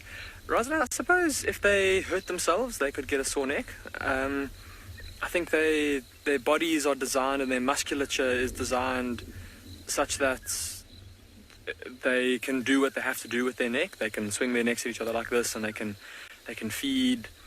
They lie down resting with their heads up most of the time.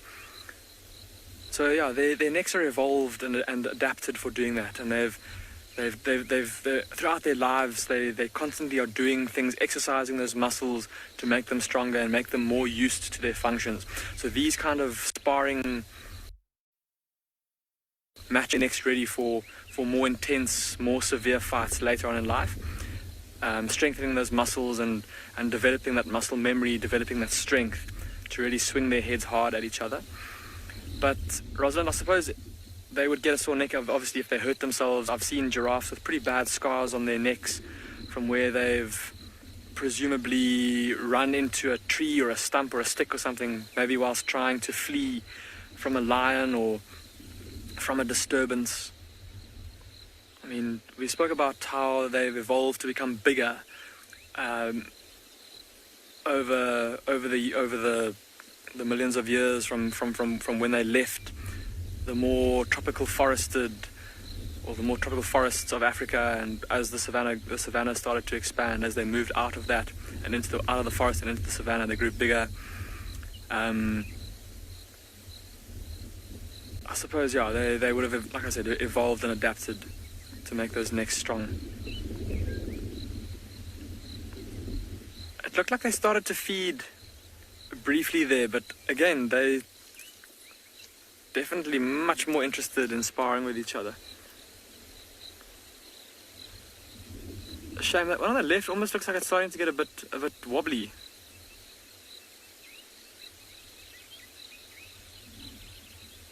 There we go, now they're starting to feed again. But still, they're touching each other, like their necks are touching. Every now and then their horns touch. It's quite typical of male giraffes to to come into close contact quite a lot, especially with these sparring matches. Often moving around in groups, they bump into each other and scratch their necks against each other's necks. But that one on the left looks like he's had enough of this. He looks like he's trying to reel away from his friend.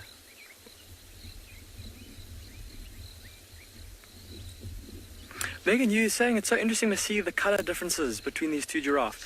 Absolutely, Megan. And Glenn and I were just chatting about it now, how within that group of 11 that came past us, there were some, like we said, they were like a dark, almost like a dark chocolatey colour, some more like a milk chocolate, one or two more of a caramel colour. Like this one on the right, it's almost like a combination of like caramel with a bit of grey. There's 2 rhinos coming towards the giraffe from the left, everybody. Or 3 rhinos make that. I think it's the mother with the calf and the satellite calf. You might just get a glimpse of them. Oh no, it's a whole bunch of them. There's at least 4 rhinos there. But they're still just concealed behind the bushes. And they're making their way back towards the giraffe, so let's see. I just want that calf to come and do that again. Imagine if you... Oh, I don't want to preempt anything, but it would be very funny if that calf came and did that, his little investigation again of the giraffe. But I think his curiosity has maybe been satisfied now.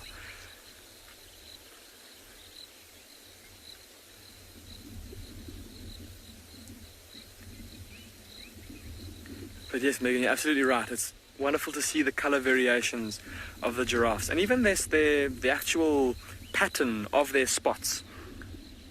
We see with the various subspecies or species of giraffe across Africa,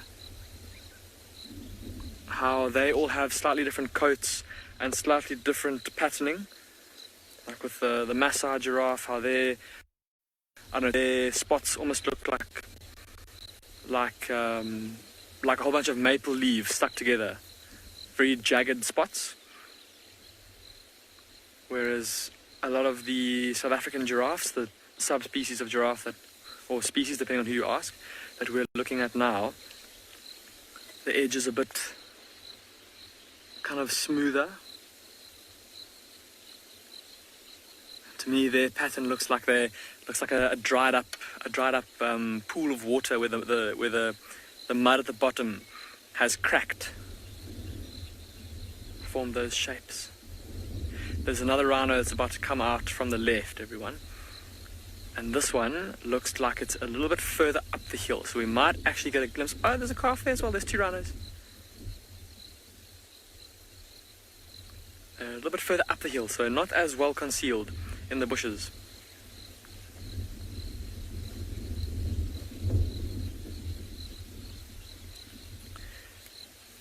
Sure, there's a whole bunch of them. All the rhinos now all surrounding these giraffes.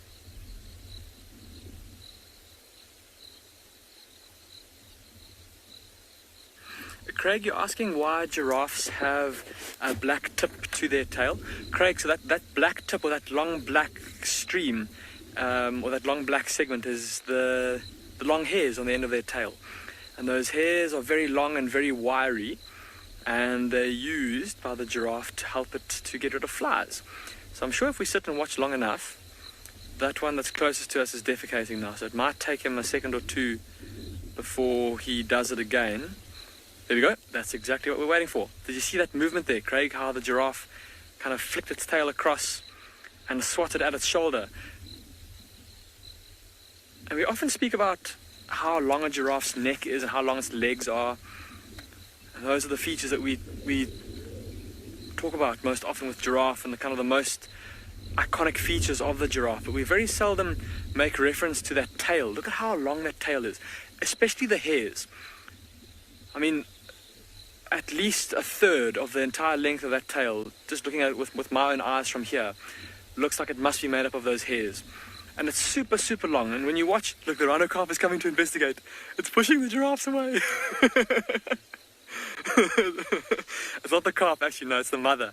The mother is just feeding her way through the bush. And the giraffe obviously got a fright from the last time that happened, that little calf that drove them away, and they saw, oh, no, there's a bigger rhino coming through, we're not going to stick around. Yo, there's a lot of rhino activity going on at the back there. Youngsters chasing each other around. Maybe just a bit energized after the fresh rain that we've had, the lovely fresh rain. There's not so much dust anymore, the heat has gone. Oh, it's been so hot here for the last few days, everybody.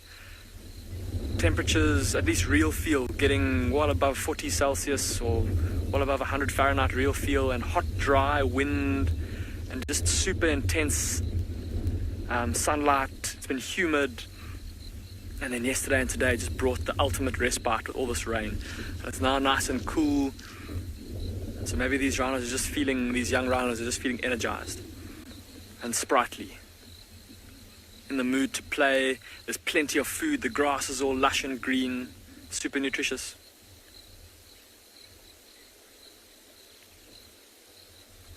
You're asking quite an interesting question. You're asking which animal would cause more damage to the other. I presume you're asking if a rhino could hurt a giraffe more than a giraffe could hurt a rhino.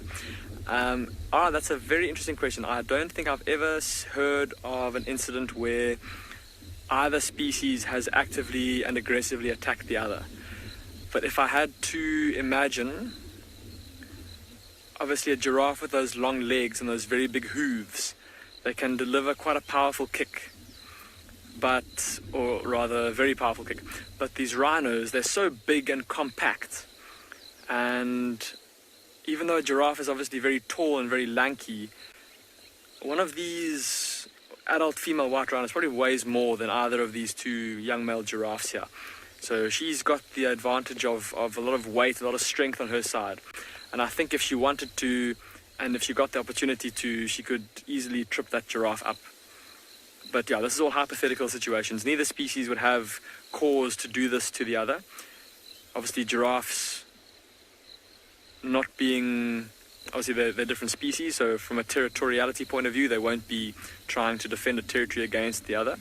And giraffes are not territorial, and neither are female white rhinos, at least. So from that point of view, there's no reason to behave aggressively towards each other.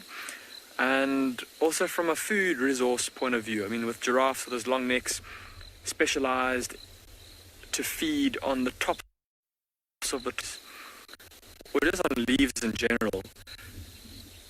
And then the white rhino with that massive head, and all of those molar teeth in their mouth, that big square lip for cropping up grass. They both feed on completely different things, so neither species would have any reason to behave aggressively towards the other.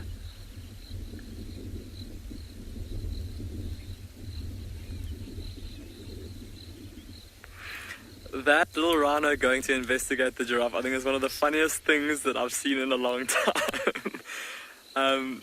Glenn and I are going to stick around here for a bit longer, just because it's just unreal here. There's so many rhinos, so many giraffes in this area.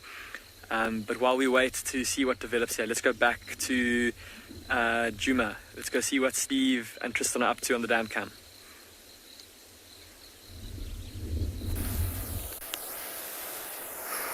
Welcome back to the dam cam, everybody, where I've got the mic at the moment, currently.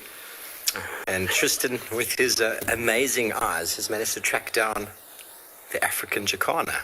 Yeah, we have. It was actually not a bad spot. I was quite impressed. Yeah. Steve was on zooming duty, and then he gave up and said, no, I must do it. But we managed to, as we were panning along, see this little white head that you can see milling about. And it looks like the bird is currently trying to build a nest, funny enough. We saw it harvesting all kinds of little bits of vegetation. They like to build little floating nests where they will then lay their eggs. The problem is that I don't see a second jacana, so it's going to be awkward if you build a nest, but no. He's got to build the nest first, and then that will attract the lady, won't it? Will it? Imagine if Marcel's also here, just by the way, if you hear a peanut gallery in the background. Marcel has survived the rains outside. He's arrived back. He has survived the rain, but It'll be a bit awkward. Imagine building a nest and another one doesn't arrive. I mean, I can't see if it's a male or female. The females are much larger than the males, and that's to do with the fact that they, lay the eggs and will do so repeatedly through the season. It's not just a once-off laying that they do in the summer season. Quite a few, but they actually don't play any part in raising of the chicks at all, and that's because they're too heavy. So the chicks need to move around on light vegetation in order to be able to survive. They can't kind of be out in the open on very big, heavy lily pads, and they're often on little small ones. And if the mother bird is with them, she sinks on those little lily pads, whereas the male, being much lighter, can move around with the chicks. And it's one of the coolest things to see, isn't it? We were talking about it just before, where the male gets a fright, he makes a noise, and then all the chicks come and he just scoops them underneath the armpits. You see these little pairs of long feet hanging down the side as he takes off along the lily pads in search of a safe place. I was in Chobe this time last year, so for those of you who don't know where Chobe is, Chobe is in the northern part of Botswana. It's a river that runs along the edge of Namibia and Botswana. And they were everywhere with their little chicks like that. I mean, we had countless sightings of these little ones kind of being scooped up underneath the wings and little feet sticking out. I mean, they're not little feet either. It's like Marcel's feet, size 17s. But he says his are normal. His are normal. Perfectly average, apparently. Yes, I heard you say you were tracking Bigfoot around camp. I was. Marcel was wearing no shoes. Steve was very intrigued. He thought he had found Bigfoot finally. We were going to get all of the Bigfoot nation out into the Sabi Sands coming to search for Bigfoot. But alas, it was just trapped in Marcel's room, and Marcel was sitting with his feet up on his bed. Anyway. But it's not the first time I'm seeing jacana at this dam. We saw one last year here. Yeah, we have seen them. Not a breeding pair, just one fellow. I don't know if you followed it longer. I only saw it for brief periods. No, I didn't follow. I honestly didn't see the jacana last year, but I have seen them quite a lot in the sands. I mean, they're uncommon. Below Chitwa, down below the wall there, exactly. I saw a few. Anywhere where you get floating vegetation, they thrive. That's where they like to be. They move around, and the reason why they have such big feet, unlike with Marcel, is that these guys have big feet to distribute their weight. These feet are able you can actually see him easily just walking over those lily pads there. You can see how long the toes are, maybe. I mean, some of you might not be able to make it out, but unfortunately we can't go much closer because the camera then starts to lose quality. But those long toes, essentially what it's doing is it's distributing its weight over a much larger surface area. Like snowshoes. Exactly. Snowshoes, yeah. Like snowshoes there, Stephen. Look at you putting out all the great... Because it's snowing all over, well, many places in the north at the moment, isn't it? It's cold everywhere. Blessings to that. Amanda, you're asking if it's part of the overflow from the dam. No, it's not overflow from the dam, it's the inflow from the dam. So if I just zoom us out quickly and turn to the left, you'll see when we zoom back in slightly, if you look on the top sort of left of where the water is, you can actually see the bubbles coming in. So this is the flow coming in from Gallego side, the Gallego drainage lines. They're all flowing in to the dam at the moment. So this is the inflow. Now normally this is all, well, before the rains was actually just grassy. It was the edge of the dam. But it's flooded up now, and all the grass is, of course, this little flooded section, which is the perfect place for a jacana. You also might be hearing a very odd sound, a sort of a whirring sound. I don't know how else to describe it. Churring, whirring. Kind of sound. Exactly, yes. And that is a banded rubber frog, everybody, that is making that noise. We can maybe try and find them. It sounds like it's very close. There's a woodland kingfisher flying away. It probably is sitting over here. On a log. In these pans. Banded rubber frogs often are on these little kind of logs, or as Steve says, or on the surrounding vegetation. And given how clear the sound is, I would imagine it's somewhere in this little section here. So there will be a lot of frogs this evening. Actually, the calls might be quite nice come sort of sunset period. I know many people like to sleep with this audio on at home. Nice time of year for doing that. They do indeed. I'm going to just keep it here, so if I can pick up the audio again, because it's a directional mic, it often helps us being able to figure out where it is. I know some of you were saying there was some commotion sounds on the dam cam. We didn't hear them, but we'll try and kind of zoom around and see what we can find. Meantime, we're going to send you over to Damon once again with his giraffe.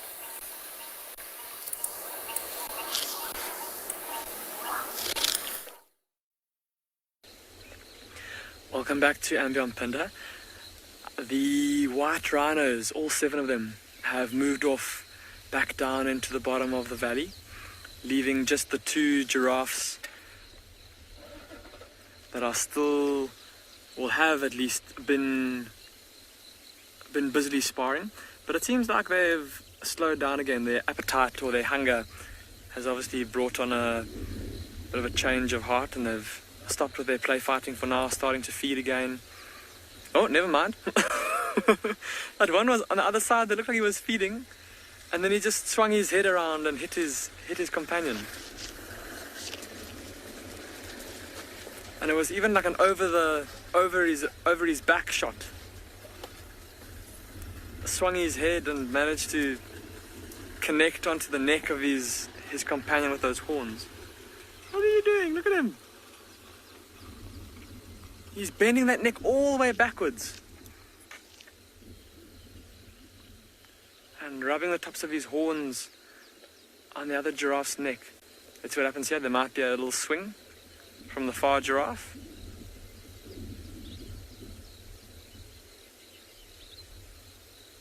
He's pushing him. Do you see that? They're like fronds of kelp swaying in the current. But it's that one on the left. He keeps leaning into the other one and pushing him. But it's changed now. Remember earlier it was the lighter one that was harassing the darker one, and now it's the darker one harassing the lighter one.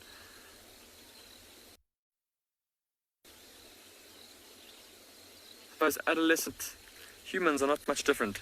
Boys will be boys. Always poking fun at each other. And they're busy feeding on what looks like from here a bushveld saffron.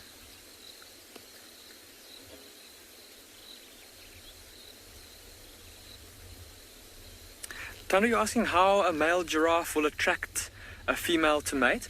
Well, Tando, what will happen is that a giraffe will, so a big male in his prime, big muscular neck, big kind of bony growths on top of his head, big thick horns, and often a very dark body. He'll come and investigate a group of females, and he'll smell their urine and smell around their genitals. And if he detects the presence of pheromones in her urine that indicate that she's coming into estrus, that she's getting ready to mate, he will stick with her. And he'll stick tight to her, and every move she makes, he'll basically mirror her. Well, it depends, I suppose, on how close to coming into estrus she is. So if she's close, or he'll stick with her until she's ready to mate. But the closer she gets, the more closely he will shadow her, until when it's right at the time, he's literally got his chest to her rear end, and he won't move from that position. If she shifts forward a meter, he'll shift forward a meter. If she pivots 45 degrees to the right, he'll pivot 45 degrees to the right, always keeping his sternum perfectly aligned with her spine, so to speak. And this could go on for hours. I remember last year we actually watched a male and female for 3 hours. We sat with these giraffes, and the male had obviously decided that she was almost there, and he was willing to stick it out and wait there until she was ready. And that's, I suppose, to answer your question, how he'll attract his mate, is that he'll show to her his physical fitness, his ability to follow her and stick with her, show his perseverance and his persistence. And that long courtship, of course, leaves the opportunity for other males to come in and challenge the current male. And if he's able to fight the other males off, he then proves himself to be the fittest, the strongest male, and the one most desirable to mate with. The fact that he can stick with her for that long, maybe not feed as much as he would normally do, means that his body is in a good enough condition, he's strong enough that he can sacrifice a few hours of feeding, or maybe more than a few hours of feeding, to devote to the courtship. And those are all things that, to a female giraffe, will prove that he's the right male to mate with. Oh, do you see that? That was a good one. Look at them still jostling. Shame. That darker giraffe is now getting harassed again. And just looking at them from here, he seems to be the slightly more slender of the two. He looks to be a little bit smaller, a little bit younger. His neck is not as thick.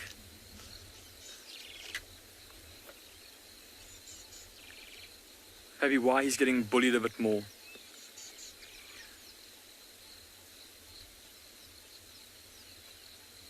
But this is all part of growing up for a male giraffe. And all of these bouts of play fighting will stand him in good stead later on in life. I don't know if you can hear in the background, everybody. Obviously, with the rain that's been falling so much, there's a lot of puddles and pools that have started to form in places all over the bush, all around us. And I'm going to keep quiet for a second because I want you to listen to all the frogs that are calling around us.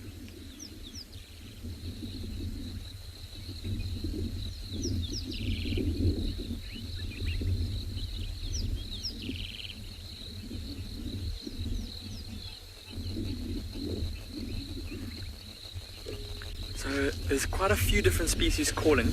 As a young rhino comes out to investigate, stand by everybody, get ready in case that young rhino comes to see what's going on again.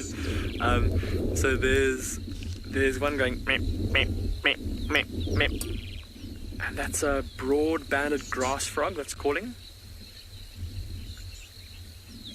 Then there's a very deep booming sound that I keep thinking it's a dog barking. I keep turning around to see where is this dog that's barking. But it's a bullfrog. It's an African bullfrog that's calling. And then every now and then there's a high-pitched from a very pretty frog called a banded rubber frog. Black with red kind of mottles and stripes all over it. And all these frogs with the rain have just suddenly started calling and started to get active, taking advantage of the pools of water to breed. Ooh.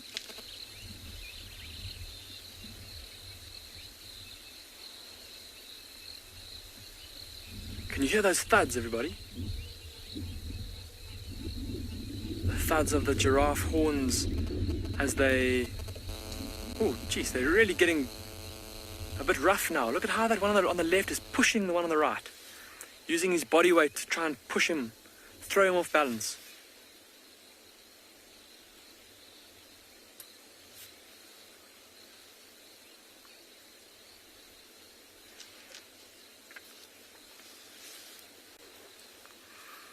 But it's been absolutely wonderful spending so much time with these giraffes. And even though we haven't had the best views of these white rhinos, just to see the behavior amongst the youngsters has been so special. I think the rhinos have moved off quite a bit, and these giraffe two also, at least the rest of the group has moved off, and I wouldn't be surprised if these two also head off in a little bit. Glenn and I are going to leave the scene for now, and we're going to head off and see if we can't find maybe some buffalo feeding on the hillside on the other side of this ravine.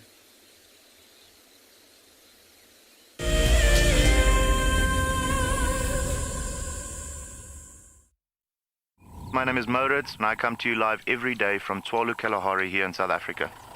My favorite thing is probably the predators. And as you can see, we're looking at some of them right now. These are the kings of the Kalahari. Spending time with the cats, it's just a privilege. And I love their behavior. You know, the more that you look at them, just the power and the sheer beauty and elegance of them. Catch up with the guides daily here on Wild Earth. For the month of January 2021, we are offering a chance to win a unique Wild Earth expedition to the magnificent Tswalu Kalahari. From the ancient Kortai's Koranenberg Mountains to the southern Kalahari's red sand dunes, Tswalu offers what travelers crave most: space and time. The winner will explore this landscape in a vehicle, on foot, or on horseback, with a chance to go behind the scenes with Wild Earth and of course meet the meerkats. The prize includes a 3-night stay for you and a friend at the luxury Motse Lodge, including flights from either Johannesburg or Cape Town. Open to all Wild Earth explorers who have signed up before the end of January 2021. Terms and conditions apply.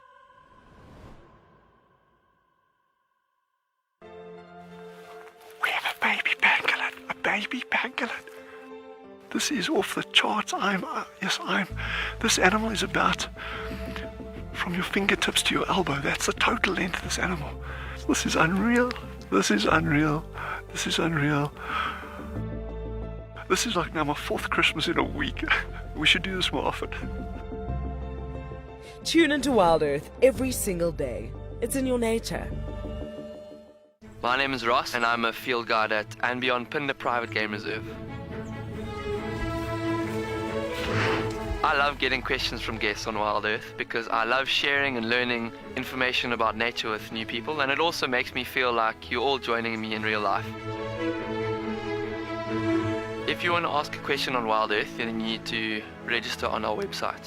Once registered, go to our live safari page and submit your question below our live feed.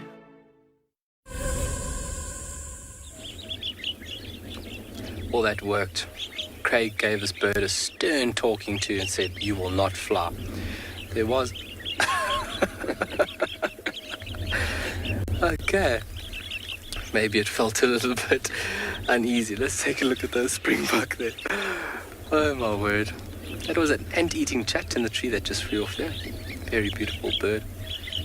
In the background you can hear all the wattled starlings busy chirping away. Springbok just taking it easy in the grassy plains. Sitting down and doing some ruminating or rumination. Ruminating nutrient. Very thick and stocky horns of the one on the left gives us an indication that is a ram. And then the very thin structure of the one on the right looks to be a female.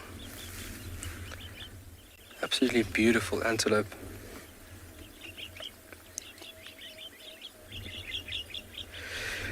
We have located on the wild dogs, ladies and gentlemen, but unfortunately they are sitting in a very tricky position.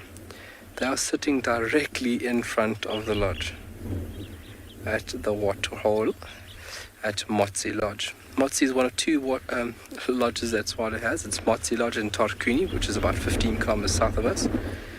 Both very beautiful lodges, and the way they sit, they're just nestled in amongst all this vegetation, so you would not even see the lodge if you didn't know where it was. But unfortunately we can't go in front there now because there is guests currently in camp. So what we are doing is sitting on the western side here, and hopefully they move off.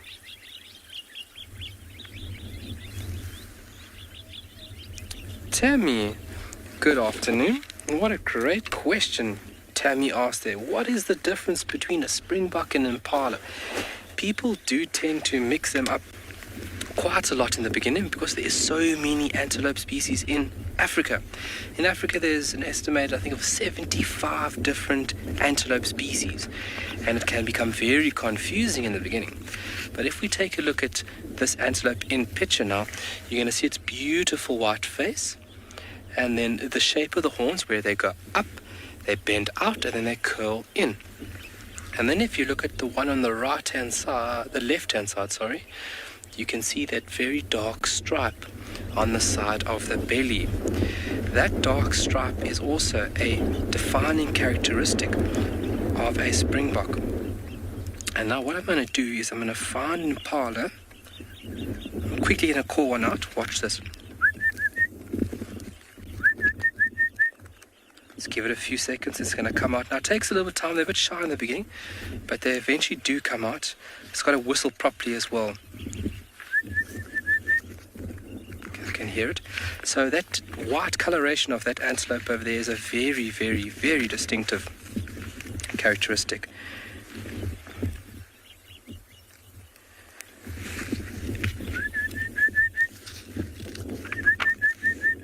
Okay, there it comes. There's the impala. Yeah, they are, yeah. All right. So looking at an impala, look at the difference over here. For springbuck, both male and female have horns. For impala, only the males, the rams, have horns.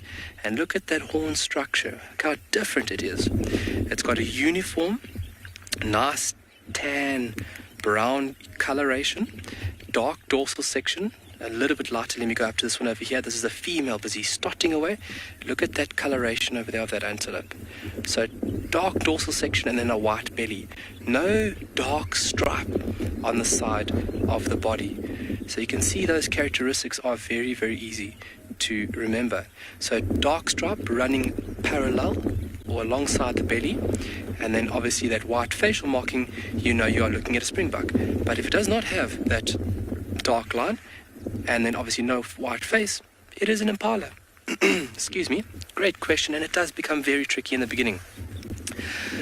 Trying to recognize all these little antelopes, because they can be very confusing at times. I hope everybody enjoyed my luring out of the impala. I'll try a leopard later.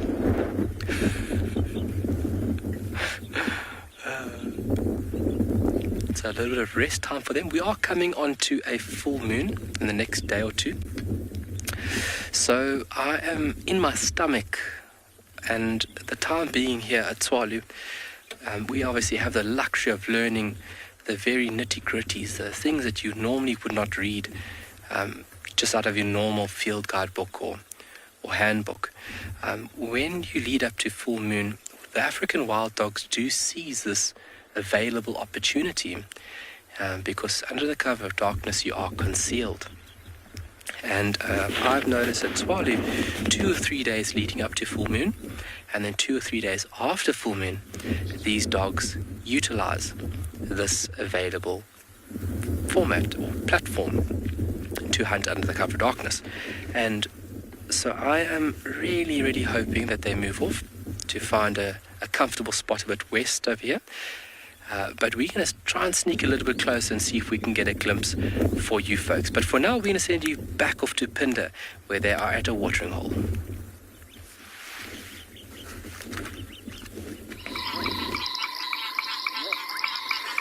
Welcome back to Ambion Pinder, everybody. I don't know if you can hear my voice over the deafening chorus of the frog orchestra that we've found ourselves in.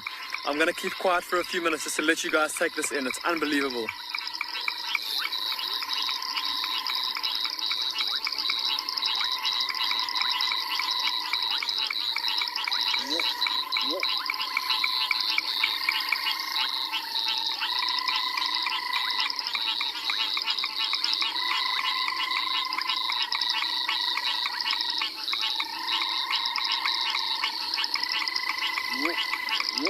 I don't even know where to begin.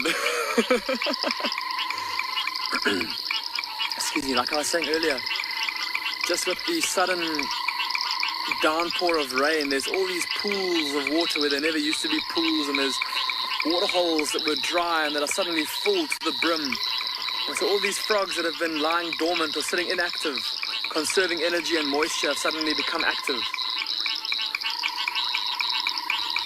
There's quite a couple that are quite distinctive here. There's a very high-pitched sound. That's that banded rubber frog I spoke about earlier. There's quite a distinctive knocking, like someone knocking on the door.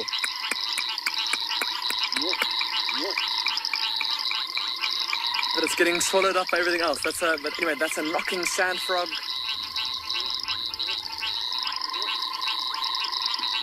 There's quite a droning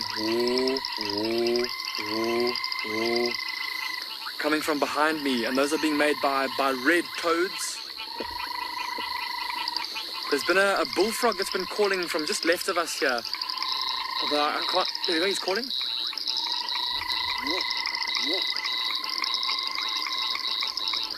Azana, you're saying you just love the sounds? Azana, Glenn and I wish you could see how we've got the biggest smiles on our faces. It's unbelievable. I hope that the audio that the sound is coming through as close to how we're hearing it as possible, because it's actually deafening. I can hardly hear myself talking.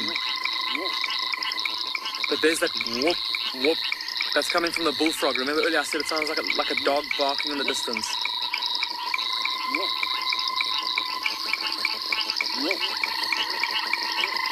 But it's definitely these banded rubber frogs that are just drowning everything else out with that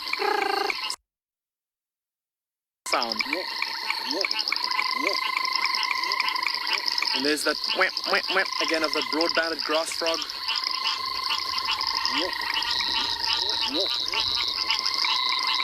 There's some cacos calling a very high-pitched trilling sound. Butka's caco calling.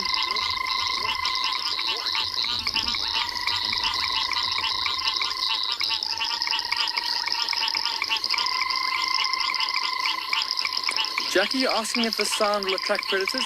Jackie, most definitely. There will be animals that will feed on frogs, that will hear these sounds and come to investigate. But Jackie, there's a reason that we aren't actually showing you a frog, because as hard as I'm looking, I can't see one calling. They're all so incredibly well concealed.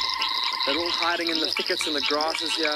And Jackie, if I were to get out right now and start walking around in the marsh, like something like maybe a mongoose or a white-tailed mongoose or a hammerkop or an animal that might feed on these frogs, you'd hear them go, they'd stop calling, they'd go quiet. That disturbance would make them go quiet, and they'd sit very still, very quietly, and wait for the threat to pass before they carry on calling again. It's interesting how they all listen. So I know there's a bit of chaos in terms of all the calling, but if you listen carefully, there's almost like each frog is waiting for its perfect little moment to call, and there's like a volume, so that it makes sure that it's getting heard. You see the bullfrog, it waited for a bit of a drop, it waited for the banded rubber frogs to finish with their call, and then it called. Because each frog, of course, they're all different species, they're not competing for females, because a bullfrog's not going to try and mate with a banded rubber frog, but they all want an equal chance to be heard by their prospective mates. And so by each of them calling at just slightly in between each other, they make their calls easier to hear to prospective mates. And I'm just scanning with my binoculars, trying to see if I can't see, because a bullfrog is a pretty big frog, so we might be able to see it. No, we've already been looking for quite a while, but no sign of any frogs out in the open. What an amazing experience. I think Glenn and I are going to leave the frogs for now, though. We're going to carry on up the hill here, see if we can find a herd of buffalo. Let's go back across to Steve and Tristan at Juma on the dam cam again, though.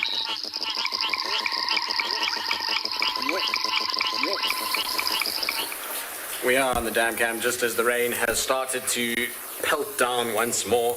Surprise, surprise. We also found the lions. We found them twice before this already, but they keep disappearing. It's very far away and the grass is very long. But right in the center of that picture, just behind, there's kind of like a bush willow on the right side of the frame at the back.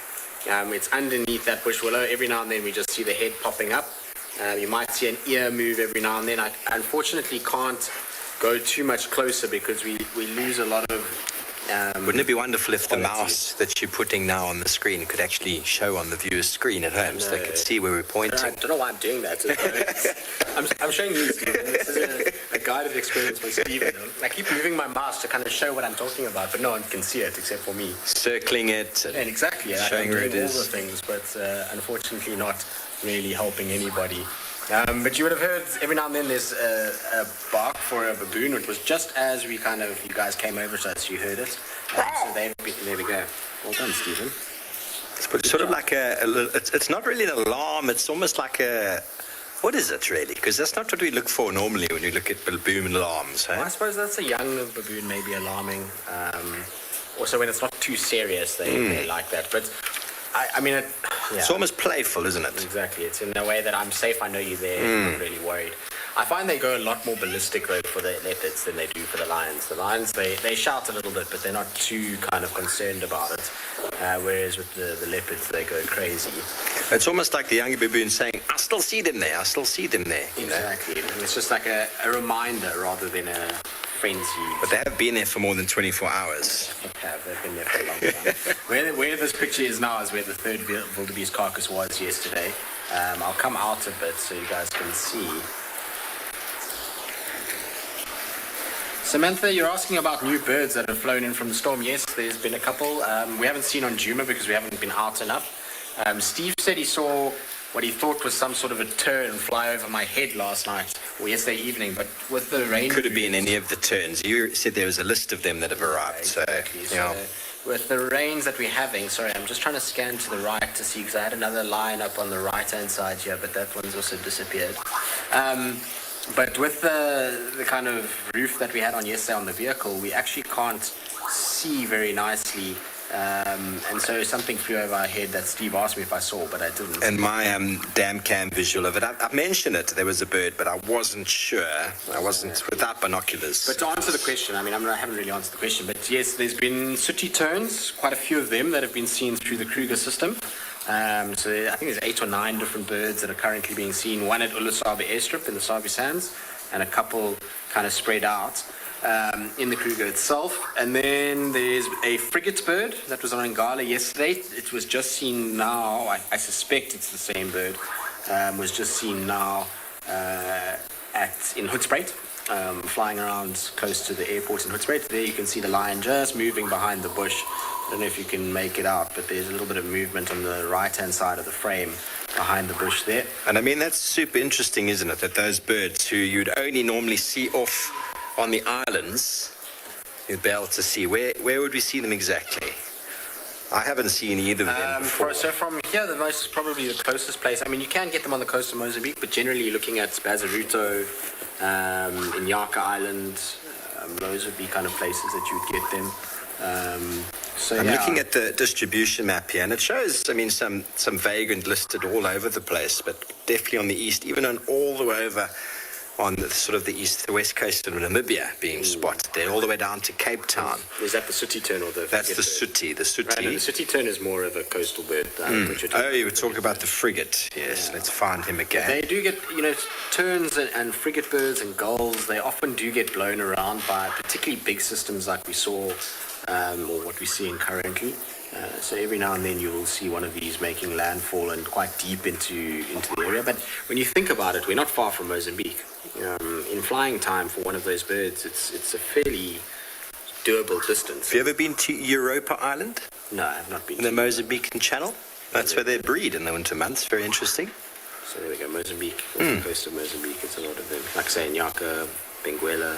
So very, very interesting to be sitting there and you get this very large bird that seems to be gliding and flying in the wind quite nicely. And we saw something yesterday on the dam cam that was just too quick for me to really say much, but it probably was, as you said, a sooty tern. Maybe, yeah. So, but like I said, there's also white-winged terns, whiskered terns, grey-headed gull can be seen in this area, but those are birds that are inland terns. The gull and the whiskered and white-winged, you do get them inland. So it is possible. I don't know if you guys can see every now and then in this picture, but there's a tail flicking or an ear moving every now and then. It's not easy to see, but you can make it out. There we go. There's that line is now. We were competing with your visuals last night from the same sort of position. So really, that must have been difficult. So I kept going back to the dam because you obviously had far better view. Yes, I was watching on the TV screen here and I could see your views. Far better view. Unfortunately, that line is now going behind this massive thick bush, so we're not going to be able to see much more of it. But it'll be the Talamatis. They're still around, kind of finishing up the last remains of their kill. Earlier, they were moving in this little gap here, so they came from behind those bushes up the hill. So I suspect most of the pride is still around. Do you think they're hungry again? They're going to go back up to quarantine? They've been eating all day. Smash into the wildebeest? Who knows? They might have even got a fourth one. You don't know. At the end of the day, it's so far off the road that we can't really tell what's going on. But we'll keep an eye out for them. But a very important question, Tristan. How is your hot chocolate? Hot chocolate? I haven't even had it. It's so hot. Theo was trying to kill me with the hot chocolate, so I haven't even had it yet. But we'll have it now, because we're going to send all of you over to Kyle so we can taste our hot chocolate.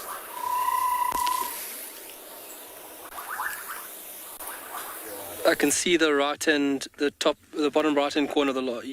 Out of frame. Cool.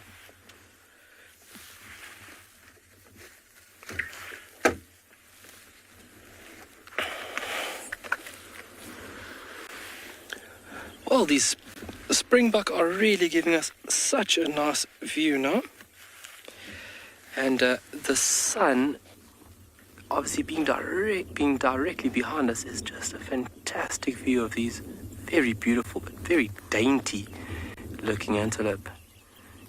Doing a little bit of grooming there, that male. So the male is on the left, and then the little one is a female on the right, and she is pregnant. Her belly is looking fairly distended there on the right hand side, and then dropping fairly low, so giving me a very good indication that she's got a baba in her tum-tum. And this is obviously a favorable period for antelope to give birth. Some antelope are all-year breeders, and some are very, very specific within a few months or within a few weeks even. A few days. If you look at the Mara, a couple of days or a week or two, they'll give birth one go. As you can see that male on the left there, how he's busy grooming himself. He's combing through his fur with the bottom set of teeth. Antelope don't have top toofies. They only have bottom toofies. On the top section of their jaw, they have a dentine pad. And then with the bottom teeth, when they're cropping vegetation, that bottom set of teeth would then just be applying a lot of pressure on the dentine pad, and then the animal would turn its head to then cut the grass or vegetation in which it's feeding. But then it is a very, very useful tool to comb through and remove debris, but then also just get to an edge where you can't get to that easily with your hooves. So using the bottom teeth to do a bit of grooming. And that dark brown stripe you can see running horizontal now with the belly across the side of the ribs. Very distinctive characteristic from that great question that was asked earlier. The difference of that between springbok and impala. And then that very nice white face, and then that dark stripe running from the bottom of the eye right through the eye. Oh, look at the male on the left.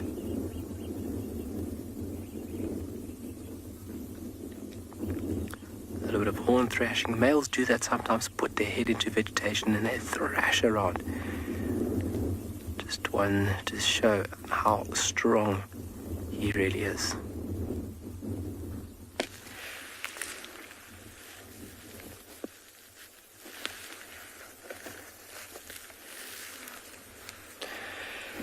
That wildebeest has now moved off as well.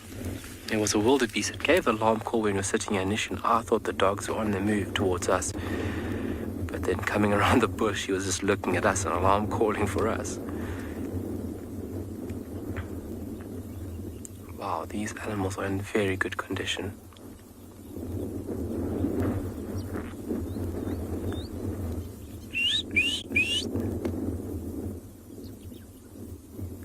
It's always lovely just to sit and watch antelope.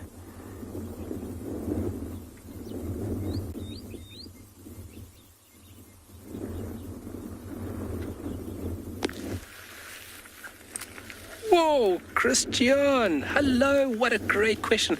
How fast can this little antelope run? A springbok can put down fifth gear. They can reach speeds of between 70 and 80 odd kilometers an hour. That is super fast from a little animal like this. And they are very agile.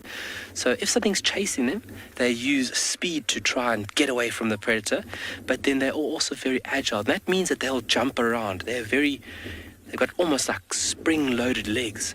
They'll give these massive leaps and bouts to evade a predator. So between 70 and 80 kilometers an hour, but that is at a straight line, but that is super fast from this little antelope. That has to be one of the fastest antelope that we have in this area. If you go further north, northeast, Tetsubi is very, very quick. But in this region over here, it's definitely a springbok. And you would never think that that little animal would move that quickly.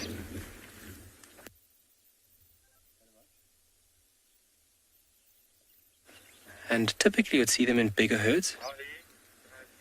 But it's not uncommon to see little groups like this here, just like we are seeing right now. And how lovely of them just to be standing there for us to be getting a good view of them. See the white-browed sparrow weaver nest in between them in the background there.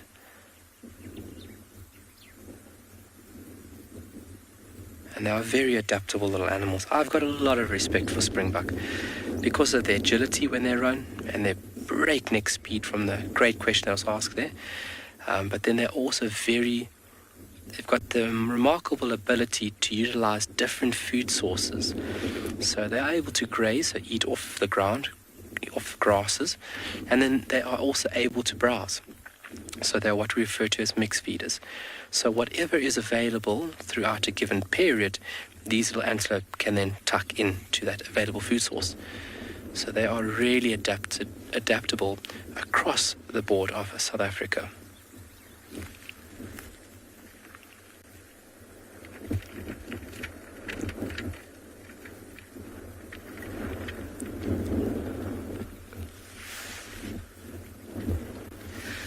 Lisa, Tswalu does get a very large herd of antelope. So if you look at Springbok, we can find groupings of 30 odd in a group. Oryx, you can find up to, between 10 and 20. Yesterday we saw a group, I think it was nearly 30 in a group. But then eland, which is one of the largest antelope that we have on the African continent. We have one or two herds that roam out west. They are very shy. They hear a vehicle and they storm off in the opposite direction. But we have herds out that way, Elisa, that are numbering nearly 200 plus animals in a herd. So when they move off, and if you're close by them, it literally sounds like thunder in the distance when these animals move. And through the dry season, they actually create this massive brown cloud or red cloud of dust as they move through the vegetation. It is remarkable to see. So we do have some larger herds, and then also depending on the time of year, if you look in the dry season, animals kind of split up and they go in search of food, and then in the more favorable times they can socialize and be in larger groups. But really amazing to see and experience large herds. And if you go to East Africa, obviously you get very large herds where you have that annual migration of the beautiful wildebeest. But we are very lucky to see animals in that number in this day and age. Springbok also used to make a very large migration through the southern parts of Africa, along with eland, numbering millions and millions and millions of animals.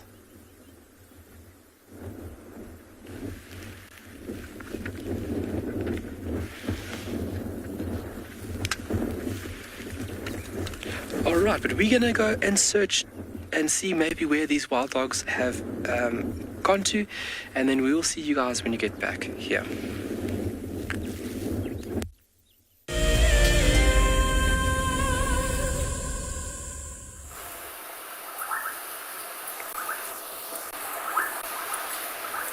As you can see, it is still hammering down on Djuma. It's not relenting at all. I mean, the rain is just... It's actually picked up again now, sounds like. Yeah, I mean, look at that. You can hardly see the horizon anymore. It's such a stark contrast to the beautiful sunshine that is in Tswalu, Kalahari at the moment. Yeah, I'm quite jealous of Carl and the sunshine there. It's so lovely to see Springbok as well, isn't it? Always nice to see them. And also chatting about herds, big herds of animals. Both of us have been very fortunate in that we've spent some time in East Africa and seen the large herds firsthand. It's quite something when you roll through 200,000, 300,000, 400,000 animals. And the noise particularly is what the smell and the dust. And do you know what I think is the most memorable about those herds? Is the flies. Flies are Tristan? Crazy. I mean, in Mara they're not as bad. There's a lot of flies, but when you're in the Serengeti, a lot of them are tsetsis, which are not funny at all. Which mysteriously just fall inside the car and die, don't they? They do. That one was in the car for too long, unfortunately. I know the other day with Mpo on the car, he was flapping and swatting at flies, and I said, "You have no idea, my friend." Yeah, that's the thing. Things like tsetsis are no joke at all. They're a very, very uncomfortable thing to have land on you and eat you. It's not nice, but it's part and parcel of being out there. It adds to the experience. Were you not afraid of getting a sleeping sickness when you were up there last? I mean, I didn't really think about it, if I'm honest with you. I was too engrossed in what we were doing. But yeah, I mean, it is a concern when you really kind of pull it down. It's it's something that can happen, but it's the same as malaria. Like, are you that concerned about malaria here? You just can't think about it all the time, otherwise you'd just be worried. You got to live day to day, and yeah, just take it as it comes, I'm afraid. That's just the way that things work out here. Can there be lots more of those insects after these rains, though? Lots of mosquitoes after this. But anyway, we'll keep scanning around. I'm sure the lions have seen cover, given how hard that rain is coming down now.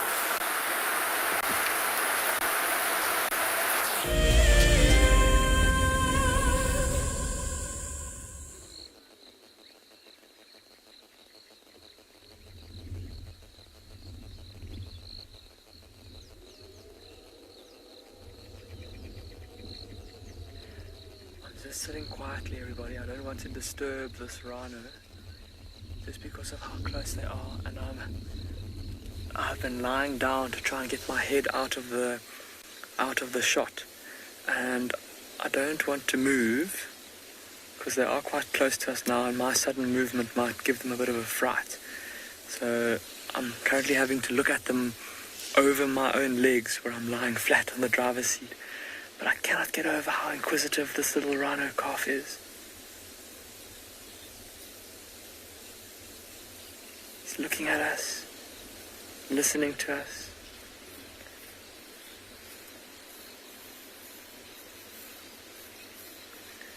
And Glenn pointed out very early on the scrapes down their sides of their bodies from where they've been walking through the bush.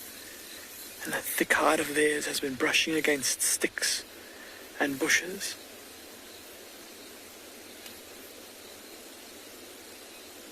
They're probably about 5 meters from the vehicle. I know that doesn't sound very close, about 15 feet, but when the animal is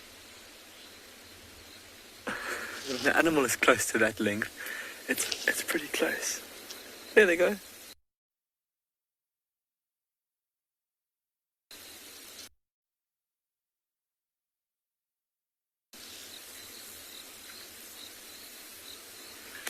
That was just too fantastic, everybody. They came right up to the vehicle, that little calf coming to investigate us. Mandy, you're asking what age a rhino calf would normally leave its mother. Mandy, it's only about between 2.5 years, sometimes a little bit later than that. But that's normally about the age when they'll move away from mom. And like we were discussing earlier, that's normally the age when that calf, still being not yet fully grown, and still looking for that companionship of having another rhino to hang around for safety, it will then go and attach itself to another mother that also has a calf. Obviously that'll be quite a temporary relationship, because that mother will then of course herself a little bit later on chase her calf away as she gets ready to have her new baby as well. And then those two sub-adults may then move away together, and just that group gives them safety in numbers, of course, and maybe a feeling of security. They're starting to move off back to the grassland again. It's quite bizarre because they came from that direction, they walked to the road, you saw the female defecate there in the road, and then they basically doubled back on themselves. And I think it's just because this little patch, this open area over my back, is just looking at it's relatively open, and the grass composition, the species composition, there's lots of really nutritious grasses. That's why the buffalo are here, and that's why these rhino are here too, and why they've doubled back on themselves more than likely. There's a lot of good forage there for the mother, and then that calf as well, looking at it, at how its size, the growth of its horn, it looks like it's still small enough and still young enough to maybe be suckling from mum every now and then, but it will be feeding on grass now at this age as well.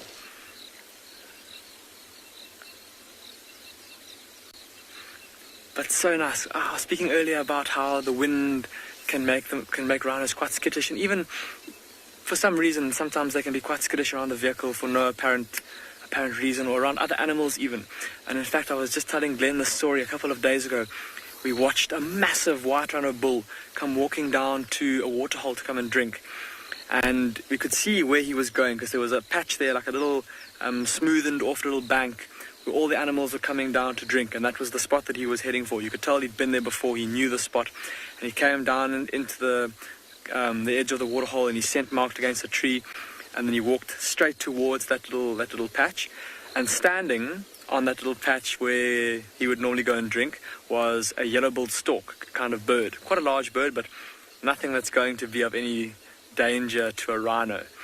But he walked closer and closer, and the stork was sitting very still. It was early in the morning. The stork was sitting very still with its beak was pulled down over its neck, and it became aware of the presence of the rhino. And as the rhino got to about maybe 8 meters, maybe 25 feet or so away, the stork suddenly turned its head and looked over its shoulder at the rhino.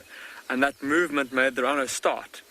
And even though it was this big 2,000 kilogram, 2-ton white rhino bull, the fact that the stork was standing in his spot where he was going to go and drink was enough to make him walk around to the other side of the waterhole to go and drink there. Sometimes they behave in the most bizarre ways. But that was super special to get to see that little calf come so close to the vehicle like that.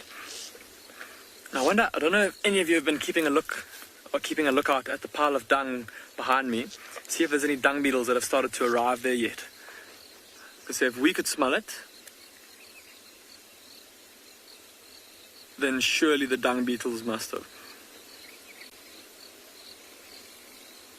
Doesn't seem like any yet, just yet. Tabo, you're asking a very interesting question. You're asking how rhinos will scent mark. So Tabo, what a male rhino will do, a male white rhino will do, is he will, if he defecates like that, he'll normally do it in a big pile called a midden. And he'll have several middens in his territory. And whenever he's going to defecate, he'll go to that spot and he'll defecate on that midden. And as he does so, he'll kick it with his back feet, his back legs, to break the dung open, to get the scent kind of impregnated onto his feet, so that as he walks around his territory on his territorial patrols, his scent gets left on the ground.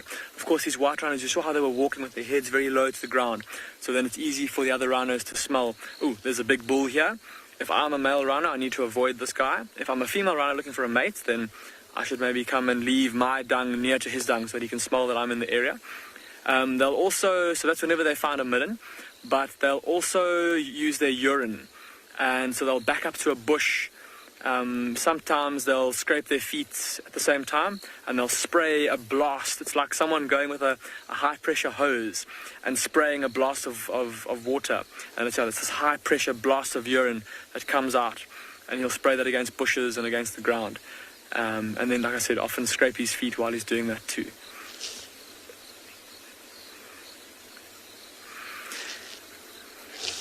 Awesome.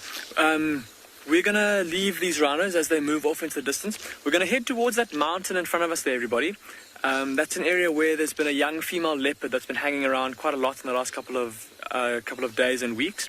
And we're going to see if now, with the setting sun, if we can't maybe find any sign of her. Let's go back across to Djuma, though, in the meantime, to Steve and Tristan.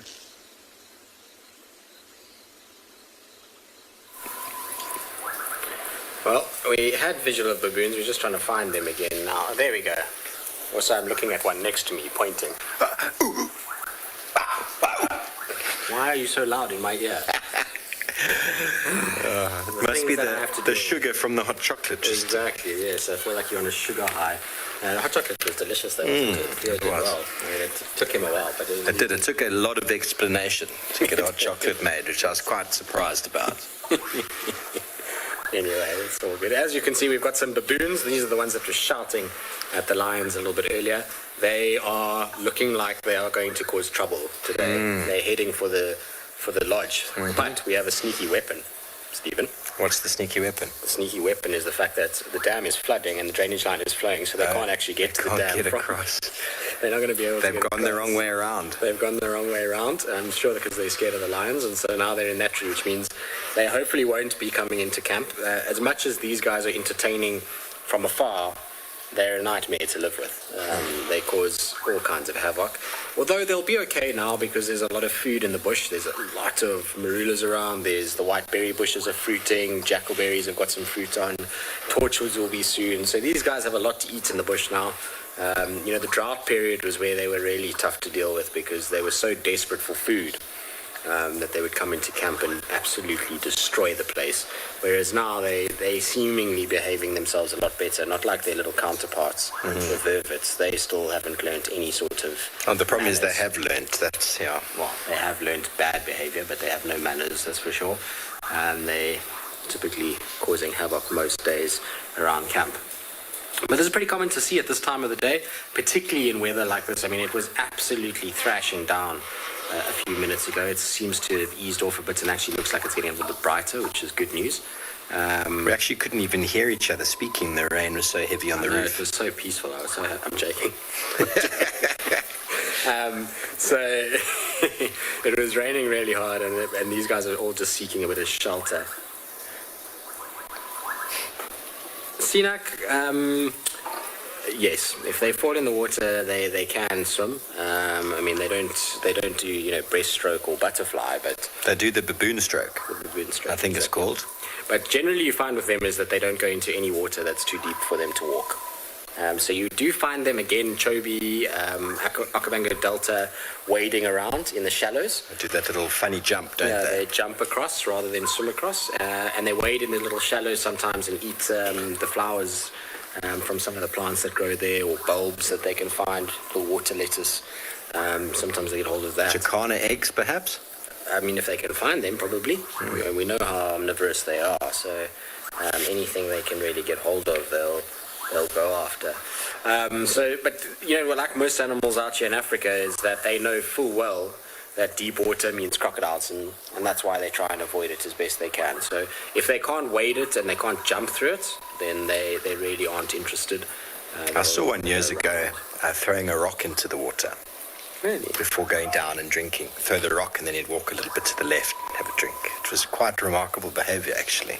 That is remarkable. Whoopsie, off he goes. So definitely very aware that there's dangers lurking. Of course. And the water's quite muddy now. Well, all the sediment and stuff would be stirred up and you wouldn't really be able to see much in the shallow. These guys just got a fright. So I'm sure maybe they've seen the lions. Should we try and have a little look quickly? Let's just see if the lions are around there. Maybe they've come to drink. Side of the dam. If they do come to drink, yesterday they were drinking at the outflow here. Oh no, we couldn't see them. We tried. But let's just see if we can pick up anything. No, nothing there. Maybe they're right in front of the dam cam right now and we just don't know. We don't, but we'll check there. Don't worry, Stephen. We'll get there. It's all about patience and perseverance when it comes to dam cam zooming. One has to check all angles. I don't see anything there, do you, Stephen? No, I don't. Wait, what's that there underneath the tree? Sorry, guys, the zoom is a bit... It looks like a lion there. There we go. So, look at that. Take those eyes, not bad. That's not bad. I mean, you are getting old like me, but you're still seeing quite well for a gentleman of your age. Does it look like two or just one? Definitely looks like two. Maybe, I'm not sure, but it's moving, that's for sure, underneath that tree. So, pretty much where they were. I don't know if it's the lone lioness or if the whole pride is there. So, not really sure. Did you get the name? Yeah, Malinga baboons often will do a similar spot, but a very, very nicely chosen spot. It can often lead to it smelling really badly, but they will move from tree to tree from time to time within the same general area. But they can also move vast distances and have different sleeping spots in different trees. But they will pick very, very tall, comfortable trees to sleep in. But it's not uncommon to find them in the same tree again and again. Up in northern Kruger, we had a very nice big nyalaberry or mashata tree that they used to roost in regularly, but they'd move between a few of those, and I think the smell also gets a bit too much for them from time to time. Yeah, they do smell a lot, don't they? They do. It's not pleasant when especially if it's part of your camp and they're above. Then you get... Talking about the Kalahari, I've loved the story of friends of mine were in the Kalahari and they were in camping and they were in one of these little rest sites, these little camping sites, and they'd obviously gone and pitched in an open area because they'd learned something that others hadn't learned.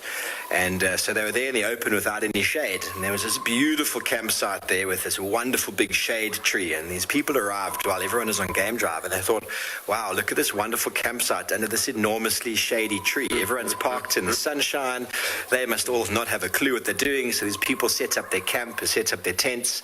As sunset fell, the baboons emerged from the wilderness and then roosted in the only tree available and rained down baboon poo throughout the entire evening. They woke up in the morning and realized why no one had been camping in that spot. That's not nice. That's horrible. I actually once had have you ever had baboon thrown? I'll get there eventually. A baboon throw poo at you? No, I have not. So I was once with a friend where we were. It was like this kind of boys' weekend away at an 18-year-old. So you can imagine it was all over the show. And he had a farm. I see the theme here. Yes, he had a farm out in the sort of northwest of South Africa. And we went there and we were, driving around on a night drive just looking for things. I think we actually went to go try to see if we can find bush pigs. And they had these power lines that ran through the property. And up on the power lines, the baboons used to sit there. And the friend of ours, we were on a pickup, so we were all on the back, and he was driving. And he knew that they sit on these power lines, so he drove there and stopped and started chatting as though nothing was going on. The next thing, baboon poo was just being flung at us by these males who kind of defecate in their hand and throw it at you. It was the most heinous thing I've ever been through. A nice 18-year-old ritual, huh? Exactly. A friend to keep around. That's for sure. And he was inside the pickup with the windows closed. Exactly, so you didn't have to worry about it. This was before social media, I'm sure, wasn't it? Yes, it was. It was back in my youth, back in when TVs were still black and white. And no, it was long. I've had vervet monkeys deliberately urinating or pooing to try get me. Yeah. And because you look, suddenly the stuff starts hitting the floor and you look up and they're looking at you with this look going, no, I missed. Yeah, exactly. They definitely try aim, for sure. They even urinating. They wait. They wait and they see, and then they pick out a. They look quite disappointed when they miss. Exactly. I'm afraid our lions really aren't giving us much at the moment. They kind of, I think there's one at the bottom right there.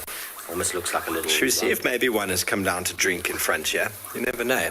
Yeah, there's one there on the right-hand side, right up against the bush there. You can see quite a sort of solid, rounded shape that is there. Colleen, you're asking about snakes eating baboons. Yes, if they can get hold of one. A python will most certainly take a young baboon. But baboons are dangerous in their own rights. Snakes are very wary of baboons because of how powerful they can be. Generally try and avoid them. Well, these views are not great, so I'm going to actually go back to the baboon since you guys are only asking questions about the baboons. Let's go back there, and I'll just check on my way for Stephen. Otherwise, he's going to shout at me. I'd never shout. I'd just do my baboon loudness again. Yes, exactly. Stephen? Watch, if there was a lion here, you'd be like, oh, well... Oh, I would call you an absolute hero. But alas, there's no lion, I'm afraid. Let's check the other pan to make sure not even any tracks either, Steve. Sorry, buddy. Not today, at least. Well, the baboon's like almost as if... Because something must have moved for them to suddenly have behaved like that. I'm sure it was that lioness that we picked up there. Oh, there they are on the left. They're in Hosanna's tree. So we had a very cool, well, not we, one of the zoomies at the time, who was operating the dam cam a few years ago, got a very cool sighting of Hosanna taking a kill up this tree on the right-hand side. Not the dead one, the one with leaves. And then lions from the Nkuhuma pride actually climbing and stealing it from him, which was pretty crazy. There's some really cool footage that they managed to get. Some of you might not have heard the name Hosanna before. He is a household name in these parts as young male leopard in the area for some time. And he's dispersed a little bit more to the south, so you might hear his name from time to time. But the baboons are searching for food in all of the places. And well, we're going to stay with him a little longer and see what other sort of antics they get up to. No, we're not. We'll carry on looking at the antics. We're not going to send you guys anywhere because let's see if I'm sure this one is looking for scorpions and little beetle grubs and things in the bark. You often think he's barking up the wrong tree, Justin? Oh, goodness. I was asking. It was a relevant question. He was pulling bark off and the tree was looking pretty dead. The bad jokes continue. Exactly. Between you and Marcel and Emma, when she used to work here, You guys had dad jokes for days. Trishala, one of our other presenters. It pays to have a little bit of humour from time to time, I think. It does. Definitely helps the rainy days pass by a little bit faster. It does. But I'm not sure all dad jokes are humorous, though. I think someone out there laughed. I'm sure many laughed. I'm afraid I didn't. I'm sorry. No, you didn't. It's been a while since you've laughed at one of my dad. Marcel just looks at me blankly. I've actually need to stop with Marcel because he doesn't seem to get my humour at all. Or he just comes up with another one. He doesn't laugh, but then tells another dad joke that's equally as dry or... Oh, there goes our baboon. All right, we're going to watch this baboon slide down the tree, and we'll see what else these guys get up to as they disappear in the long grass.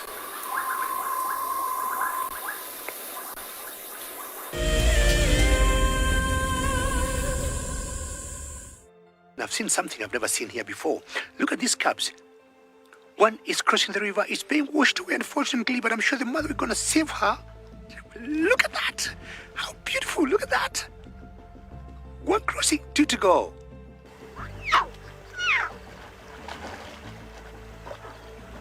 How cool is this? Expect the unexpected here on Wild Earth daily. This is Rusty. He's my favorite vehicle, and we've been through all the good times here in the bush. Now, if you feel a connection to Djuma Game Reserve like I do, then we have a fantastic opportunity for you. You can have your name engraved on a brushed metal plaque just like this one, and we will attach it to Rusty so you can always be with us on safari in spirit. We will even send you a digital photograph once your plaque is mounted on Rusty. Spaces are limited, so grab your spot now. Do you dream of traveling to a far-flung wilderness location where life continues as normal? A place where you can escape to nature and breathe. If you become a Wild Earth explorer, then this could soon become a reality. Subscribe today and stand a chance to win regular travel prizes. Wild Earth Explorers, it's in your nature. Have you been watching Wild Earth and dreamt of being right there on safari with one of the guides? Well, now you can. Wild Earth is offering you a chance to buy a ticket to dream. You or a friend can hop on board a live Wild Earth show and join our guide on safari. The ticket is redeemable at any of our locations, anytime in the future. Only a limited number of tickets are available, so don't wait. Get your ticket now and start dreaming. Terms and conditions apply. Hi, I'm Kyle, and I come to you live every day here from Tswalu, Kalahari in South Africa. My favorite bird has to be the social weaver. The enormous nest that they create, their survival tactics to inhabit these harsh and unforgiving environments, and as well as their complex social arrangements is truly remarkable. And the interconnectedness with the ecosystem shows us that we are too. Catch up with the guides daily here on Wild Earth. Well, we're just trying to scan now because we had another lioness, or looked like a lioness, walking. It could have been one of the young males, but we've lost it now behind this big, thick bank of vegetation on the left-hand side. So I don't know if it's moved away now. They look like they're going up towards Tumbeta. We'll come back across. They kind of last saw them moving from left to right here and away behind these thickets. I suspect, though, that they've maybe finished this carcass and are now leaving it. Maybe that's what's happened. I don't know, Stephen. Visuals weren't very good, so hard to say what's actually going on with our lines there. But I would imagine that most of the pride must be there. Surely there can't be any sign. I mean, the rest of the pride couldn't have left just one there, I don't think. Who knows what goes on in their minds sometimes. Maybe they have decided to go north again, but going towards quarantine, it seems like maybe some better. They'll drink a little pan there. Yeah, either that or maybe they've heard more wildebeest up on the open clearing and it's going to be round 2 of the hunting escapades. I'm not sure. There's definitely nothing there anymore. So we'll keep scratching around. We'll keep trying to see if we can get views of them in the meantime. I'll send you back across to Damon at Pinder.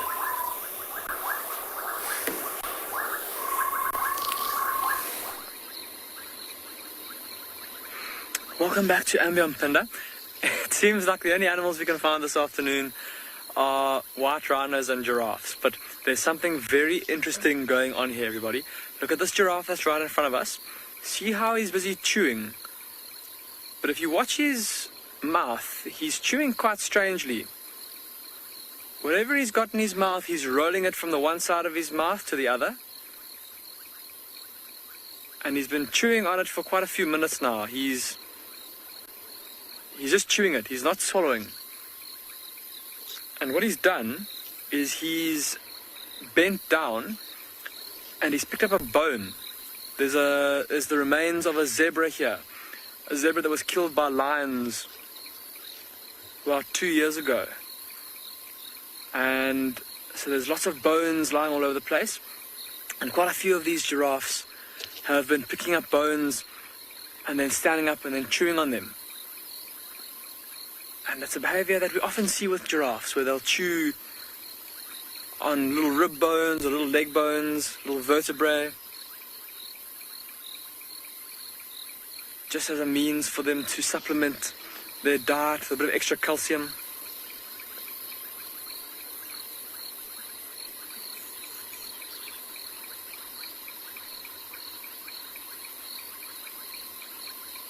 Maybe even a bit of phosphorus as well.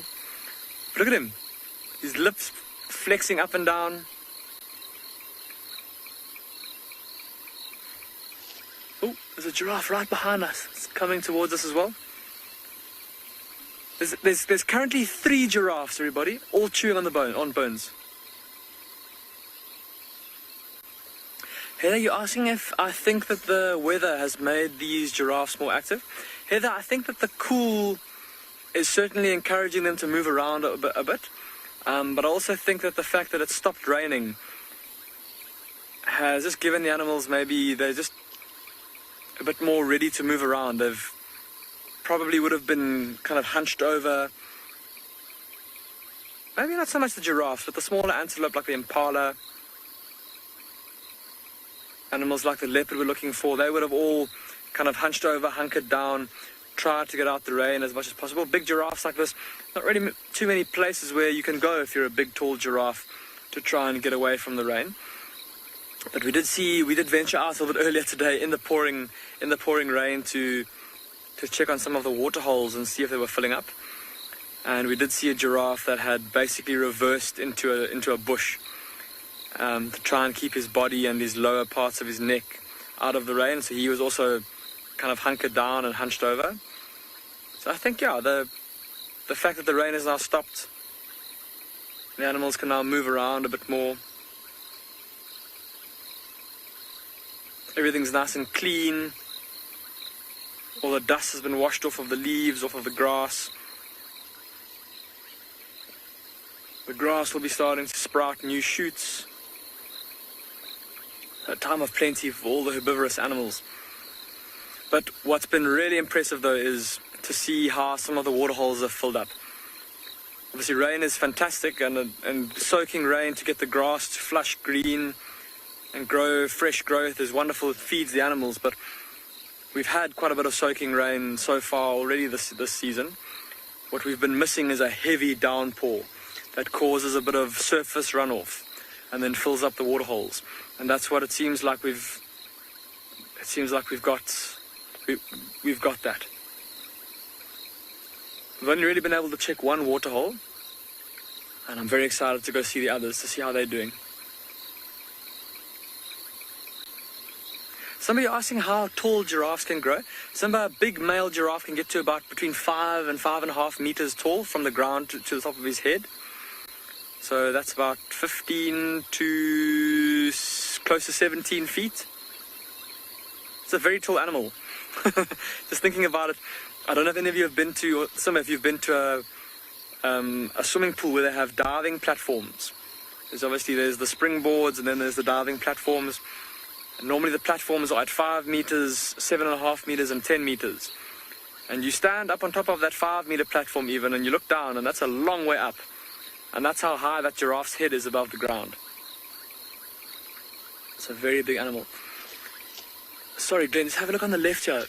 There's 5 giraffes that are currently all trying to find bones to chew on. 2 of them have got bones already. and are busy chewing on the bones. And there's another 2 or 3 that are bending down and trying to pick bones up. Glenn and I had a good laugh. We just watched now. We just watched one trying to pick a bone up off of the ground, and it's quite a process. It's not like stripping leaves off of a branch. You know, that tongue of theirs, while it's good at maneuvering in between thorns and plucking the juiciest leaves, it's a bit tougher to kind of wrap it around a slippery bone. But it seems like some of them are managing. It's quite funny how some of them as well, look at that one, it's all frisky. He bends down and he tries to pick up the bone. And then if he misses, he does like this little giddy up afterwards. Might be a bit of nerves, obviously, for these giraffes. With that long neck, bending that head down, all the way down to the ground. Quite a vulnerable position for them to be in. If a predator like a lion were to surprise them and somehow grab a hold of their head or of their neck,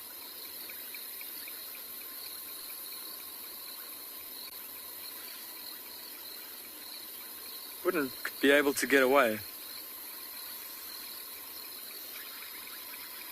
Striped horse, you're asking a very interesting question. You're asking if giraffes have taste buds. And striped horse, to be honest, I have not read anything about that. There are certainly trees that they seem to prefer feeding on. And then there's the whole function of tannins in plants, whereby if a tree is being fed on, it starts to produce those tannins, those chemicals that make the plant distasteful. And that's what then ultimately causes the giraffe to stop feeding on that plant. And so by that logic, striped horse, I would have to say that yes, they do. I mean, if that is what the literature says, that it makes the plant distasteful to eat, the chemicals building up, the tannins building up. And if that's what makes the giraffe stop eating, then perhaps it is their taste, or the taste of the plant, that makes the giraffe stop. Look, there's one on the right there that's just got a long bone actually. Look, it doesn't look like it's from the zebra. It looks like a broken off femur, maybe from a smaller antelope like an Inyala or an Impala. And he's now got it in his mouth and he's busy chewing it.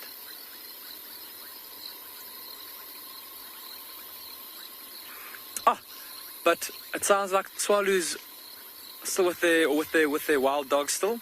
So we're going to leave these giraffes to carry on looking for bones to chew on. And we're going to keep on searching this little area at the base of the mountain here to see if there's any sign of this young female leopard.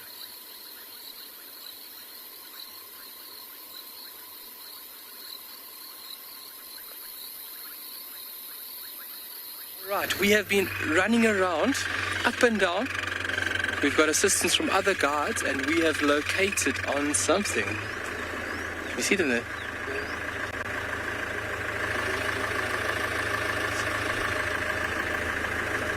Just give us 1 second. The grass is very long, so it makes things a little difficult just behind this bush here, Craig. The grass is so long that this animal just absolutely disappears. There. Yes! Look at that. Yes! Hello, beautiful.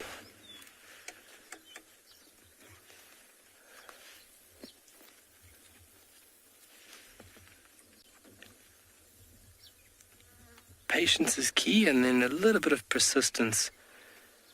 Just to the left there, to the left.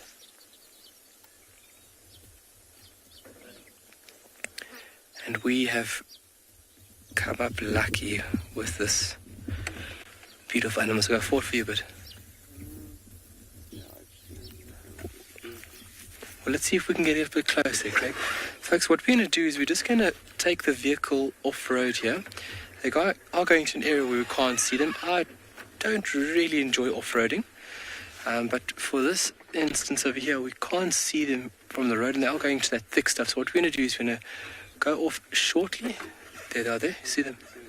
Behind the bush now. Oopsie. Okay. Let's go up a little bit closer here. And let's see if we can get a better view of these amazing and incredible creatures.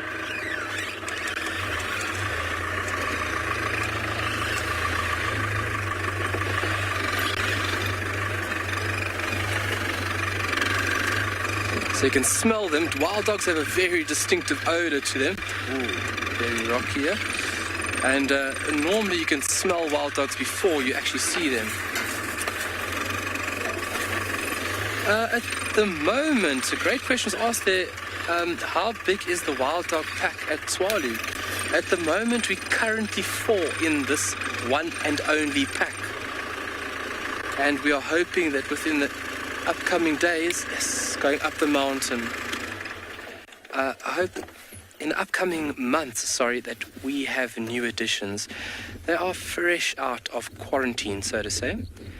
And these dogs are really exploring and understanding the diverse and very vast landscape of Tswalu. They're on the mountain, they're moving up. You can just see the tail moving. Just watch it, there it comes. Got it? Got it. Look at that. When do you ever get to say you've got the ability to view a wild dog on a mountain? So there's only 4 at the moment in this pack, and this is the only pack in Tswalu.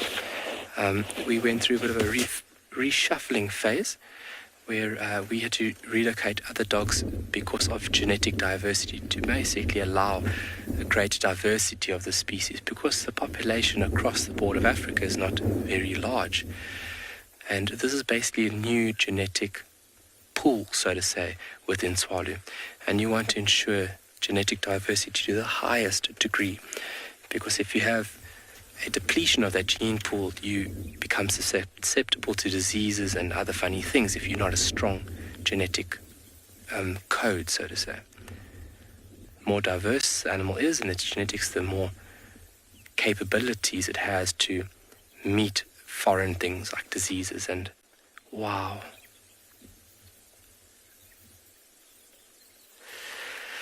Fiona, how do the dogs and hyenas, brown hyenas, react? So if a brown hyena had to be on a kill, being 4 dogs, a brown hyena, I've seen a brown hyena stand its ground to 4 African wild dogs. If the pack was larger, then the brown hyena would opt to move off fairly swiftly, let's say it that. It's all about numbers. A brown hyena is a very shy and very elusive animal, but if the numbers are in its favor, it will stand its ground. But if not, it'll opt to flee rather.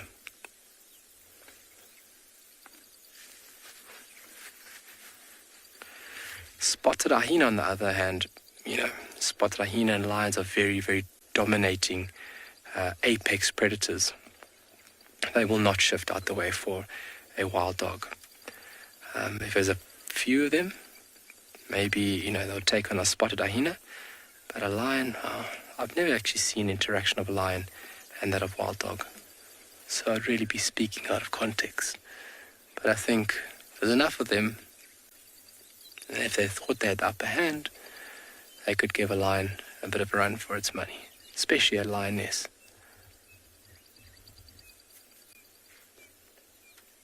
Wow, look how far they're going up that mountainside. Now, when it comes to tracking up there, it is virtually impossible. And when we do track up there, what we do is rely on our sense of smell.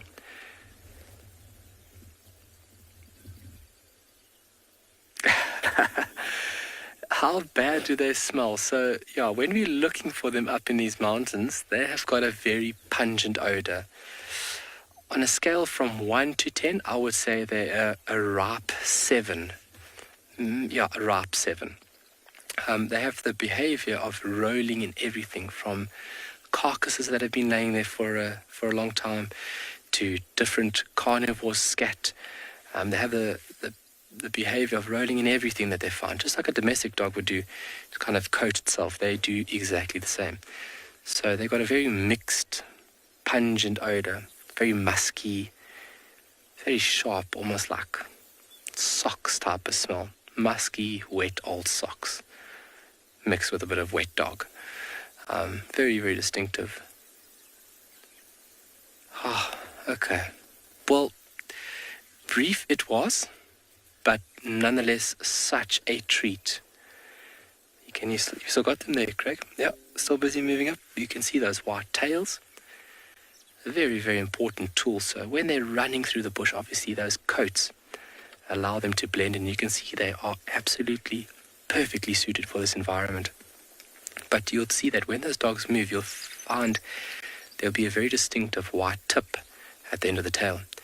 And when members have made a kill, other members that still have to join will actually look for the tails, which would be erect.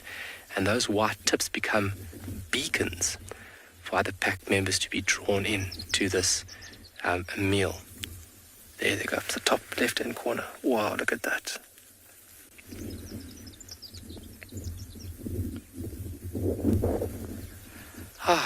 Wow. Well, what a treat that was. But for now, we're going to see if they're going to come out on the other side. I highly doubt it. But for now, we're going to send you off over to Tristan and Steve at the dam.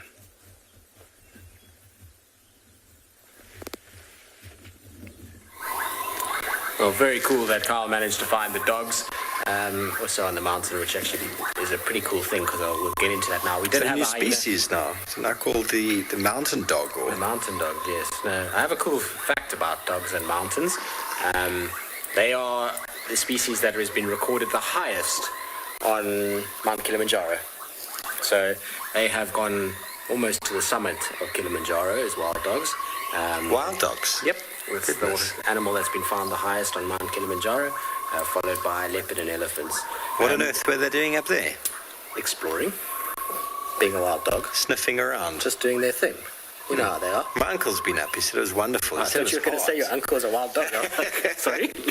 I'm not sure it's the right show for that. A couple of my friends have been up. He's been up. Said it was hard, but worthwhile. So you'd wonder what the dogs would be doing going up there. That's very interesting. Maybe just exploring, checking out new terrain, maybe looking for a den site. So we're trying really hard to be able to find things, but with the rain and the fact that it's dark and we've had to go into infrared, we're really struggling with being able to pick things up. We get eyes every now and then, and there was a hyena that briefly kind of came past where the lions were and moved up towards quarantine, but that's all we've managed to find. Hippos have now left as well, and you can see the kind of rain blowing in. It's that lovely sideways rain that really gets me, hey? It's my favourite rain. Favourite rain. Luckily we're in FC and hyena. You can hear them.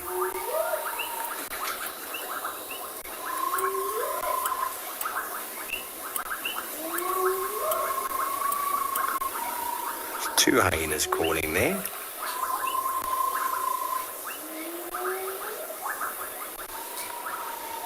There it comes down the slope. I'll try and get it. It's on the right hand side. So the problem is with infrared works in a way where it basically bounces off the first thing that's in front of it. You might just be able to see a hyena. Two of them coming down the slope. You see tails erect. So that calling that you're hearing is them telling other clan members. It's really tricky with this bush in the foreground. There we go. We'll try and get it. I know it's not great, but the camera is really struggling to focus with the rain coming in.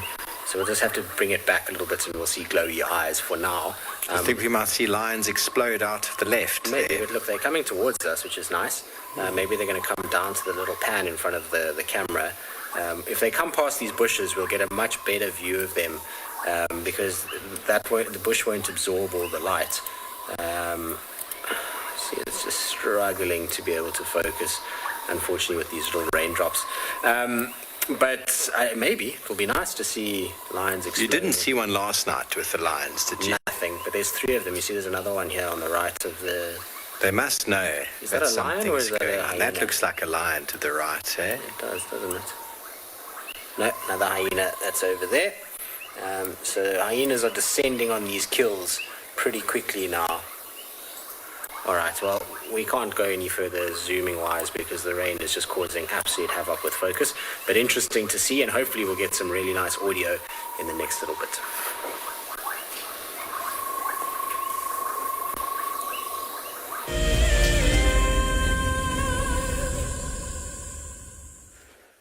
Wow. From the wild dogs to the moon. A very special treat to see this big chunk of cheese in the air. And we are progressing onto full moon right now. So it's what we refer to as a waxing moon, growing from new to full. And obviously a very, very important effect it has on this whole beautiful blue planet, making a huge effect making a huge effect on tidal waters, coastal and as well as lagoons. And then as well as you look at animal behavior also changes, especially for werewolves, which I'm just joking, has a big effect on animal behavior. The cicada rhythms they refer to as, basically the moon and the sun, cicada rhythms. Amazing. But if you think about that moon isn't that far away. If you look at astronomical distances, I mean, when we're talking astronomical, we're talking light years, which is very, very far. The moon from the Earth is only about 384,000 kilometers, which is not far in terms of the vast distance or the scope of the universe. And then it only has a diameter of about 4,500 kilometers across. But a very beautiful scene right now. And why we can see that full moon picture is because of the position of the moon, where it is within its orbit, along with the sun. And its face being fully illuminated. And obviously we only see that one side. And that's pretty remarkable, seeing one side of the moon. But something very, very special. We are starting to get onto that dusk period. And so our main focus now would be the moon and all the settling down sounds of the Kalahari. You can see how that landscape has changed. It was bright and beautiful a couple of minutes ago. And now it's this uniform, very sleepy, easygoing mountainside.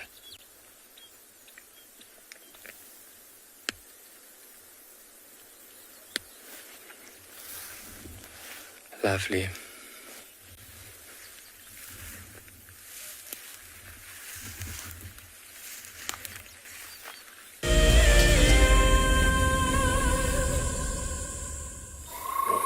Just make out a few hyenas. I unfortunately can't go any closer than what we are at the moment because, like I say, we just lose all ability to focus. So it's just a wide view of hyenas moving around. I mean, tell you which hyenas are there is near impossible. We just know it's dam cam and it's 3 adults. Whether they're male or female is pretty much a gamble, wouldn't you say, Steve? Well, they're very brave. I mean, it'd be very hard to know where the lions are. The smells, the wind, it would be a bit of a swirling, a bit of edgy, wouldn't it? Exactly. Look, I mean, we haven't heard any sounds of lions growling. I'm of the opinion the lions have left. The way the hyenas are kind of moving around, you can see one sort of straight in the middle of the screen there that eyes every now and then. I'll try and see if we can get our focus right. So they might have passed the lions on quarantine and they knew. Okay, let's go. You can just see those eyes behind the bush and some ears moving a little bit, but it's really not fantastic view, I'm afraid. It's the way it goes. There's some excitement. excitement. Talking about hyenas and lions, they all come running. Where's the lion? There's going to be a lion after them at some point. When you see hyenas all bolting across the screen like that, generally it's being followed by a cat somewhere. The kill is somewhere to the right here. I mean, we can't get the camera that far.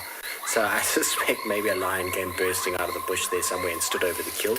I don't think hyenas can count over 10. They would have counted 10 lions and be like, they must all be there, not realizing that there's 14. Exactly. There's the hippos in the background. So the hippo likes my jokes, Tristan. I see that. So it's enjoying the hyena joke. I'm on the side of the fact that the hyenas probably can count very well because they seem to get themselves out of tight spots all the time. But talking about lions and other predators, hyenas are the one thing that can actually compete with lions. You'll find that, like things like the wild dogs that Carl was talking about, they really aren't going to tangle with lions too much. Leopards avoid it as much as they can, as well as cheetahs. So it's really just hyenas that will go toe-to-toe with lions and sometimes be successful.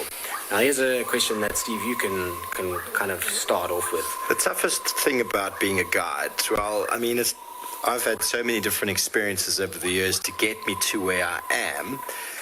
What I think through the training I did, what came through very strongly was situational awareness, was people's ability to be able to switch on all of their senses. That was something I found with many people that especially people come from cities, that you need to really be able to be attuned to the bush. And you can agree with that your eyesight, your smell, your hearing needs to really be top notch. And that ability to also trust that gut instinct is once you can get in tune with those things, I think you can do really, really well. The knowledge comes. The knowledge is just grind work. You've just got to keep learning. And being out there. Ultimately, the more you're out there, the more you're going to experience and the more you're going to get to know. So knowledge is a thing that you will acquire every day. The bush teaches you something new all the time and is always changing. It's never constant. So you can't expect to go and hit the books and know everything. Also, it's area specific. What leopards and lions and hyenas do here at Djuma is not exactly what they do at Tswali Kalahari. It's slightly different because of the terrain. So I agree with you in that regard. I think situational awareness is one thing. That's the one thing we test for most comprehensively in the Trails Guide. Walking is the ability to be able to hear everything. It's a bit of a downfall in my life now these days, I suppose, because I see and I hear everything, even in normal human settings. I observe more than I need to sometimes, and it's an overload of information. So you reckon that for you is the hardest part, is that of becoming a guide? No, I don't think for me specifically, but I mean, I grew up in Johannesburg. That taught me a lot of situational awareness. But through the guides that I trained, I noticed that situational awareness, together with driving, being situation aware while driving or being situation aware while walking was something that took people a lot more effort to really grasp. Fair enough. I mean, I think for me, the hardest part about becoming a guide, and this is going to be probably a long-winded answer, but there's two parts to it. One is the number of opportunities versus the number of people guiding. I have a huge kind of issue with it, is that I feel like here in South Africa particularly, we churn out guides at a rate of knots, often underqualified for what they are about to get themselves into, with very limited opportunities, because the cost of becoming a guide versus the opportunities that you're going to get are completely disproportionate, and it's leading to a lot of foreign people coming to do guiding courses because it looks like a holiday job due to social media and things like that. And a lot of South Africans are not actually able to even afford it, or anywhere, I mean, this is true of many places, are not able to afford the cost of becoming a guide versus what they're actually going to earn when they start to become one. So that one is one of the most difficult parts, is to gain that experience. Well, to get the qualification and the job into the industry. I think that really, really is a tough part of guiding. And the second thing for me is that once you've gotten that point, is that the reality is that you need to pretty much forget about having birthdays with family, weddings, seeing friends regularly, your relationships with your closest people around you suffers a huge amount due to being a guide. You're spending 6 weeks of your life completely removed from everybody else. You form relationships at the lodge because you're going through the same things. But this is something that never gets spoken about when people are wanting to become guides. Everybody's always like, oh, it's amazing. You're going to go and drive a vehicle and you're going to go see lions and leopards and all these kinds of things. Great. That is amazing. And it is something that I'll always cherish. But the reality is that life as a guide has some drawbacks, and it's never spoken about because everyone doesn't want anyone to hear about these things, Another point to add to that one, it's very, very important, is many people want to become guides because they love animals.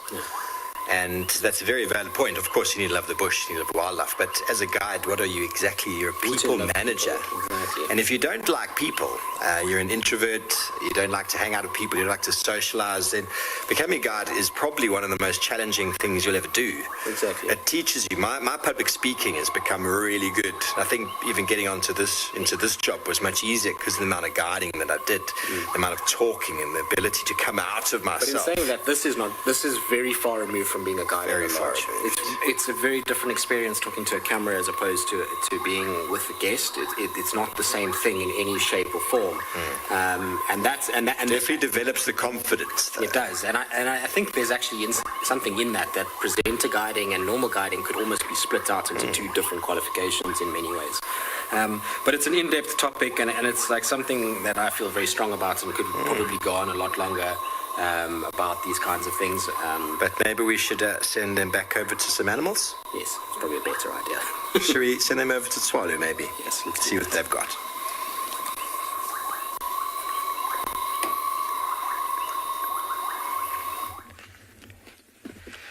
Ooh la la. Look at that. 100% eye candy right there. And you can see how marvelous the clouds make the sunset. Those rays peeking through a little gap there, and then just the landscape, the dark scene of the landscape. The illuminate top parts of the cloud is just stunning. Oh, wow. Well, as we sit here on the Great Plains of Africa, I thank you, everybody. That is very beautiful. The barking geckos are in full swing, looking for a potential mate, and then also displacing other individuals. Obviously, that vocalization is establishing that individual in that area, as into where you want to eliminate physical interaction or conflict. And there's such a perfect sound to the Southern Kalahari sunset.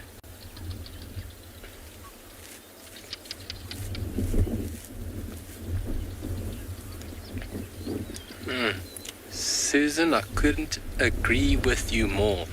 Susan from America, sunsets on this side of the world are just something else. I don't know what it is. If it's the open landscape that we just see so much more, or is it the ocean, where obviously beams up and then shoots that light across. It is just so amazing.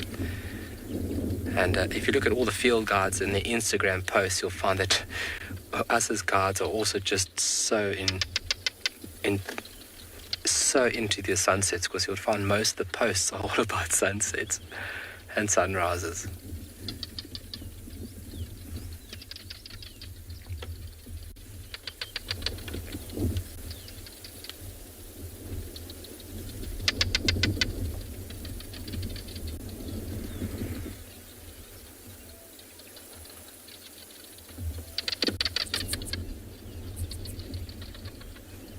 Wonderful.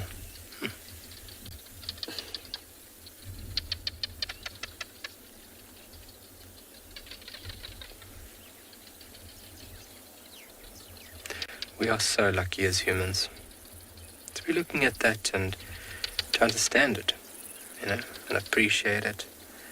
It is such a privilege. And a very important thing to watch the sunset together. We are social beings, and having such a beautiful scene to watch together is just remarkable.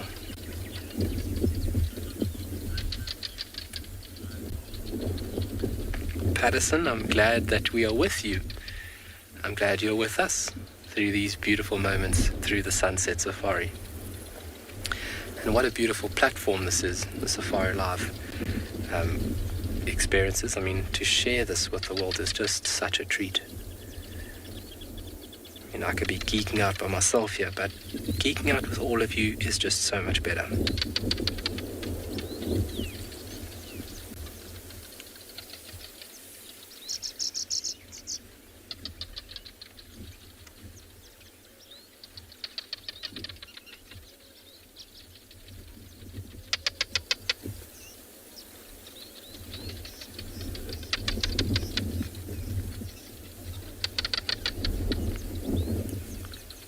If you ever have the luxury of visiting the Southern Kalahari, I want you to try and find that little creature, that little barking gecko. They are very tricky to find.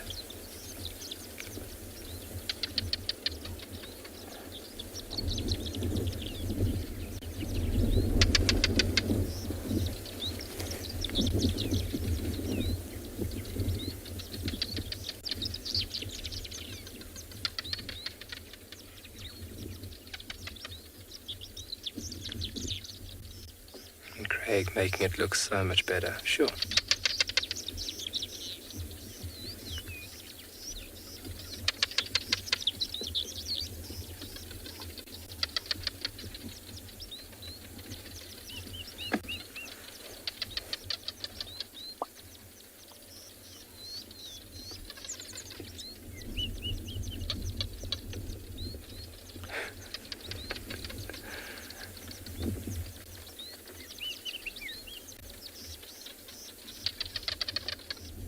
Is everything really slowing down now?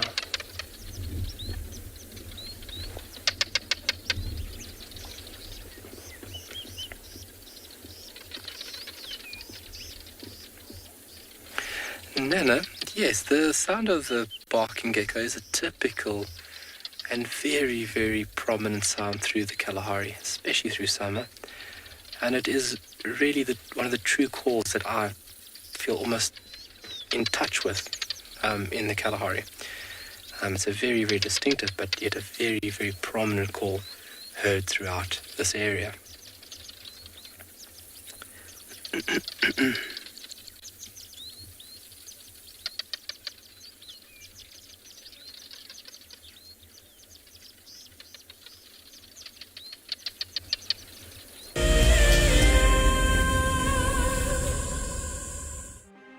For the month of January 2021, we are offering a chance to win a unique Wild Earth expedition to the magnificent Tswalu Kalahari.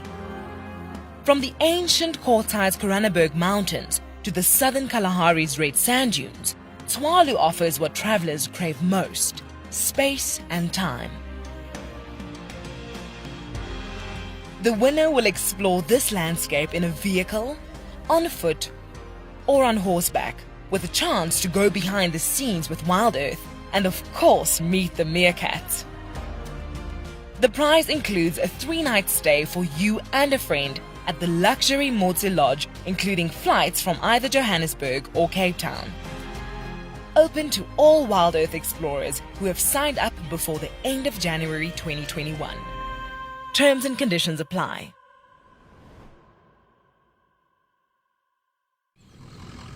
Hi, my name is Taylor McCurdy and I'm coming to you from Eco Training here on Pridelands. My most favorite animal in Africa has to be the elephant that's behind me, and this is Kumo, you'll meet him. But elephants just in general, they're really sociable, they're always doing something, and I love to see the interactions between the members of the herd. Catch up with the guides daily here on Wild Earth. My name is Lauren and I'm currently working in Djuma Private Game Reserve here in South Africa. I love answering your questions during the live safaris. It's my favorite part. It feels like you're on the vehicle with me and I'm able to teach you exactly what you want to know. If you want to ask a question on Wild Earth, then you need to register on our website. Once registered, you must go to the live safari page and ask your question below the live feed. In a world full of upheaval, we all need a quiet and safe space to breathe. A place where anxiety and stress don't exist. A place where life carries on as normal. Escape to nature with Wild Earth.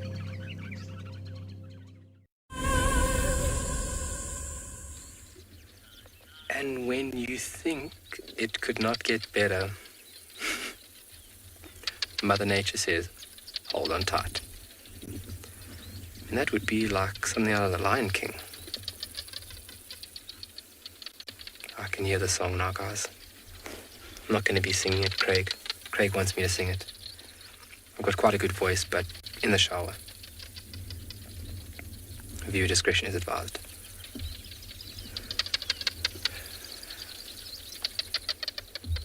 That's incredible.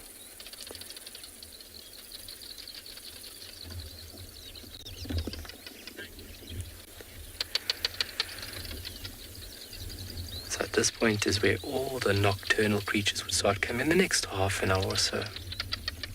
And they'll start their day's work, going out foraging, looking for mates, protecting.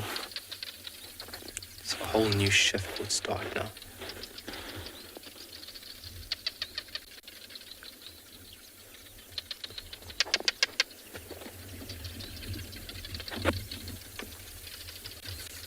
That's super, sure. Very, very cool. The temperature's dropped off quite a bit. We must be at around about 22 now, 21. And we've got a slight breeze coming from behind us. It's just cooling things off nicely.